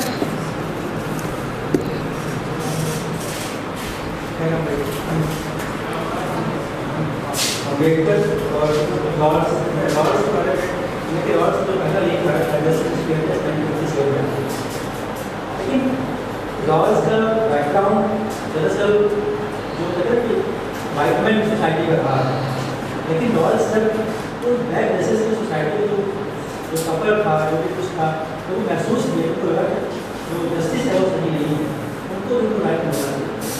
लॉर्ड्स को लगा, लॉर्ड्स ने कहा कि इस न्याय व्यवस्था सुधारा कैसे जाए, तो उन ब्लैक रेसेस के लोग को ध्यान में रखकर के लॉर्ड्स ने जैसे हमेशा लिखा भी, ड्रग पब्लिश किया, एंटी लेख पब्लिश किया, और बहुत सारे डिस्कशन भी आए, और उसको कंपाइल 1971 में फिर सरकार ने किया। तो लॉर्ड्स ने जो मेन की था, जो सोसाइटल जो डिस्क्रिमिनेशन था, उसको ध्यान में रखकर के दूर करने का, तो अमेरिकन पर्सपेक्टिव में था। लेकिन अम्बेडकर का जो था वो एक भारतीय पर्सपेक्टिव में था। अम्बेडकर का स्कूल में जब सामना होता भारतीय समाज जो रियल जो कैरेक्टर था तो वहीं से उनको घर में इतना अंतर क्यों हमें इतना अंतर क्यों तो लॉज के थियरी ऑफ जस्टिस को जो सरकार ने सबसे सपोर्ट किया जस्टिस को प्रोड्यूस करने में जो सपोर्ट किया था जो सामाजिक समस्याएं परिवेश की अम्बेडकर को भी बड़ी सारी समस्याएं सामने आई तो हालांकि लॉर्ड्स थे और कुछ बोले समुदाय के थे और अम्बेडकर जो थे वो लेकर सेक्शन से थे लेकिन लॉर्ड्स के सामने बड़ी समस्याएं थी कि ब्लैक जस्टिस को लेकर के अम्बेडकर के सामने भारत में बड़ी समस्याएं थी ध्यान दीजिए अम्बेडकर जैसे कि अम्बेडकर अगर जो राइटिंग स्पीचेस था अगर गवर्नमेंट के बाद अगर पब्लिश किया होता तो शायद लॉर्ड्स का जो नया सिद्धांत दुनिया में बाद में आता शायद अम्बेडकर पहले नंबर पर ध्यान दीजिए लेकिन भारत सरकार ने अम्बेडकर के राइटिंग स्पीचेस को बहुत बाद में एक संस्था बनाया जो दिल्ली में अम्बेडकर मंच के नाम से है उसका पूरा पूरा जिम्मेदारी जाकर पब्लिश करेगा सब कुछ करेगा तो धीरे धीरे बहुत समय के बाद उनकी स्पीचेज और राइटिंग जो थी वो बाद में आना शुरू दुनिया बाद में जाती जैसे कौटिल्य के बारे में कहा जाता है मैं क्या था लेकिन मैं क्या अच्छा विचारक है जो थॉट्स हैं जो बिल्कुल ही रिलीजन की बात करता है लेकिन कौटिल्य हजारों साल पहले बात कर चुके हैं कौटिल्य का जो रिलीजन खास है एक तरह से कह सकते हैं भाषाओं का खेल ना उसका अनुवाद सरकारें वहाँ तक नहीं पहुँचाई तो सरकारों का भी कंट्रीब्यूशन हो सकता है या जो भी लेकिन मैं कहता हूँ कि अम्बेडकर का जो पर्सपेक्टिव था जो परसेप्शन था भारतीय समाज जो असमानताएं थी उसको ध्यान में रखकर जो समाधान ढूंढा ऐसा नहीं कि लॉर्ड्स सुधार किया नहीं उनका अलग था लेकिन लॉर्ड्स दोनों न्याय प्रणाली को शामिल करता है प्रक्रियात्मक और तात्विक को अम्बेडकर को पहले ही शामिल कर चुके हैं लेकिन लॉर्ड्स इसलिए महत्वपूर्ण होगा कि अमेरिका में थे वो पुरस्कार मिला है और अम्बेडकर नहीं हो पाए तो भारत में भारत सरकारों ने राइटिंग्स को पब्लिश नहीं किया बहुत सारा अब धीरे धीरे हो रहा है अम्बेडकर के स्टैचू लग रहा है दुनिया में ऑक्सफोर्ड यूनिवर्सिटी में स्टैचू लग रहा है बहुत जगह लग रहा है अब लोग मोबाइलाइज कर रहे हैं ओबामा भी आए भारत में बोले कि अम्बेडकर काश हमारे देश में पैदा होते तो उनको मैं सो लेता हाँ मुझे बोले स्वागत है 15 में 16 में आए सभी बात की मतलब कौन पहले पॉपुलराइज हुआ वो बैठे हाँ इधर से किसका प्रश्न था आयुष हमारे एमए के छात्र हैं सर कुछ प्रश्न है इनका सर कहा जाता है कि बी आर अम्बेडकर ने बौद्ध धर्म को अपना लिया था तो बौद्ध धर्म में सर दो प्रकार होता है हीनयान और महायान पर उन्होंने दोनों को नहीं अपनाया उन्होंने एक नया क्रिएट कर दिया नवयान इस पर आपका क्या मत है सर और ऐसा भी है कि अभी आपने बोला कि इसके जगह स्टैचू लग रहे हैं तो बी आर अम्बेडकर तो मूर्ति पूजा के खिलाफ थे फिर उनकी ही मूर्ति की पूजा उनकी ही मूर्ति बनाकर पूजना कहाँ तक सही है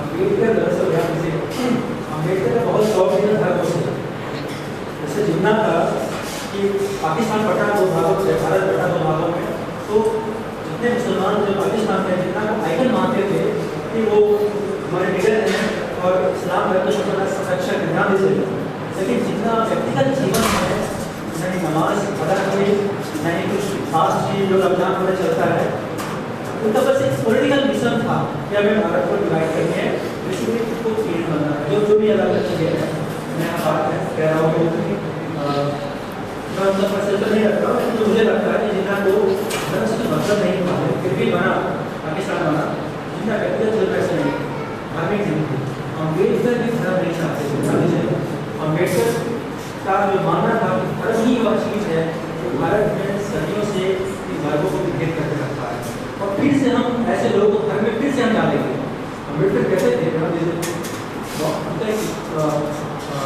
उस धर्म पे किताब है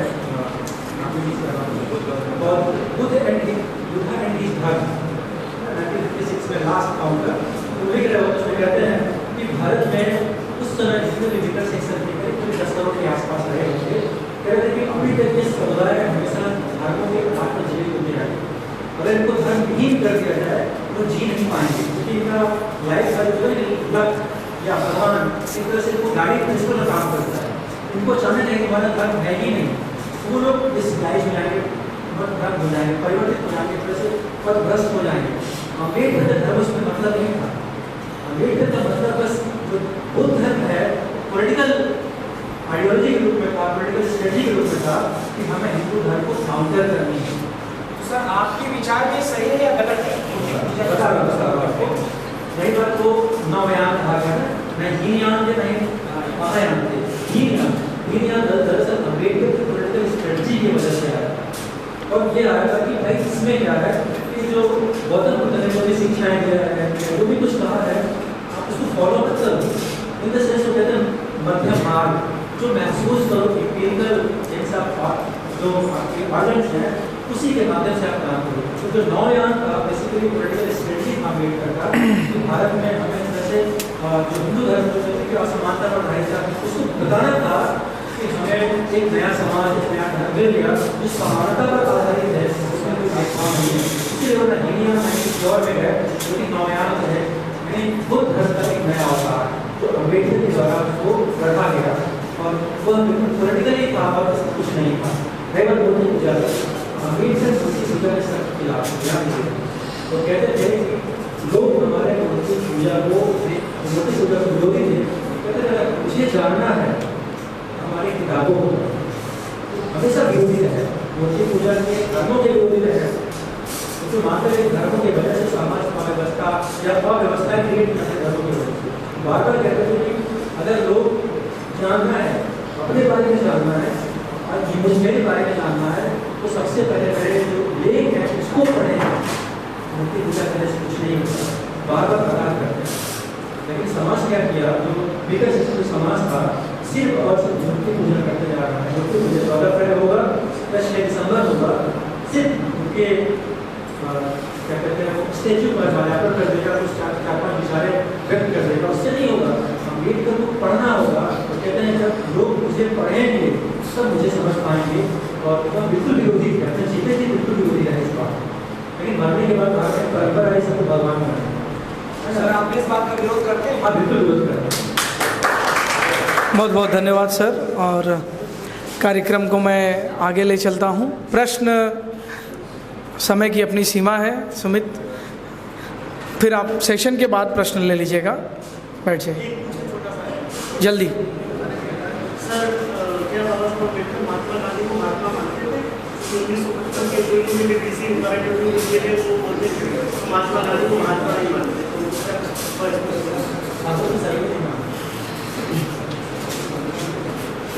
गांधी से बहुत बड़ा भेद गांधी कहते हैं भारत में जो समाज है जो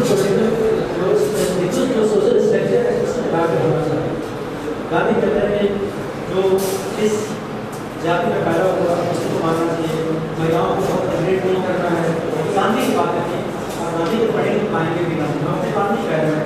तो अम्बेडकर और गांधी का जो मेन झगड़ा था, अम्बेडकर बिल्कुल आज को रेवोल्यूशन करना चाहते थे। धन्यवाद ज्ञापन करना मैं सबसे कठिन काम मानता हूं, क्योंकि कोई भी कार्यक्रम जब सफल होता है तो उसमें सबका योगदान लगभग बराबर होता है।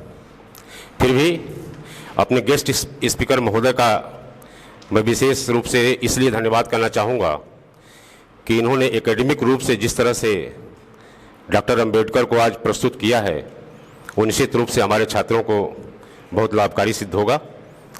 जिन्होंने जॉन रॉल्स से लेकर के प्लेटो और अरस्तू और अंबेडकर तक के सोशल जस्टिस को आज हमारे छात्रों के बीच में प्रस्तुत किया है, निश्चित तौर पर रेशमलाल सर का हम अपने विभाग की तरफ से विशेष रूप से आभारी हैं और धन्यवाद ज्ञापन करते हैं। वक्ता का तभी महत्व होता है जब श्रोता गंभीर हो और समझदार हो। निश्चित तौर पे छात्रों की गंभीरता और अनुशासन को देख करके ये धन्यवाद के विशेष पात्र बन जाते हैं जब इस पूरी परिचर्चा को एक सप्ताह तक गंभीरता और धैर्य से इन लोगों ने न सिर्फ सुना बल्कि अनुशासन का परिचय देते हुए इसे सफल बनाया। प्रतिमा मैम इस पूरे कार्यक्रम की सूत्रधार रहीं, जो हम देखते थे कि इस डिपार्टमेंट से उस डिपार्टमेंट और उस ऑफिस से उस ऑफिस दौड़ करके इस पूरे कार्यक्रम की रूपरेखा को तैयार किया, निश्चित रूप से वो इस पूरे कार्यक्रम की सबसे ज़्यादा धन्यवाद की पात्रा हैं। हम सभी लोग उनको विशेष रूप से धन्यवाद करते हैं। प्रतिमा मैम के बाद सबसे जो विशेष धन्यवाद की पात्रा हैं हमारी विभागाध्यक्षा महोदय प्रियंका मैम, जिन्होंने ऐसे टॉपिक का चुनाव किया जो एकेडमिक रूप से तो साउंड था ही, जानकारी के रूप में भी उन अनछुए पहलुओं को भी हम लोगों को जानने का मौका मिला जिन्हें हम शायद ऐसा कार्यक्रम न होता तो न जान पाते। इसलिए प्रियंका मैम का विशेष रूप से धन्यवाद। कल स्वाति मैम, जिस दिन ये सेमिनार वर्कशॉप शुरू होना था उसी के एक दिन पहले उन्होंने जो दोबारा हम लोगों को ज्वाइन किया। पिछले दिन हम भूल गए थे उनका नाम लेना, सारी बोलते हुए उन्हें विशेष रूप से धन्यवाद करते हैं कि जिन्होंने इस पूरे कार्यक्रम में गार्जियनशिप की तरह निभाते हुए हम लोग को एक विशेष डायरेक्शन दिया, जो निश्चित रूप से हम सभी के लिए धन्यवाद की पात्रा हैं। और इस पूरे कार्यक्रम को मीडिया के माध्यम से जितेंद्र बहादुर सिंह लगातार हम लोगों के बीच शामिल रहे, इसलिए जितेंद्र बहादुर सिंह का भी बहुत बहुत धन्यवाद, प्रताप का भी बहुत बहुत धन्यवाद, इस पूरे विद्यालय परिवार का बहुत बहुत धन्यवाद।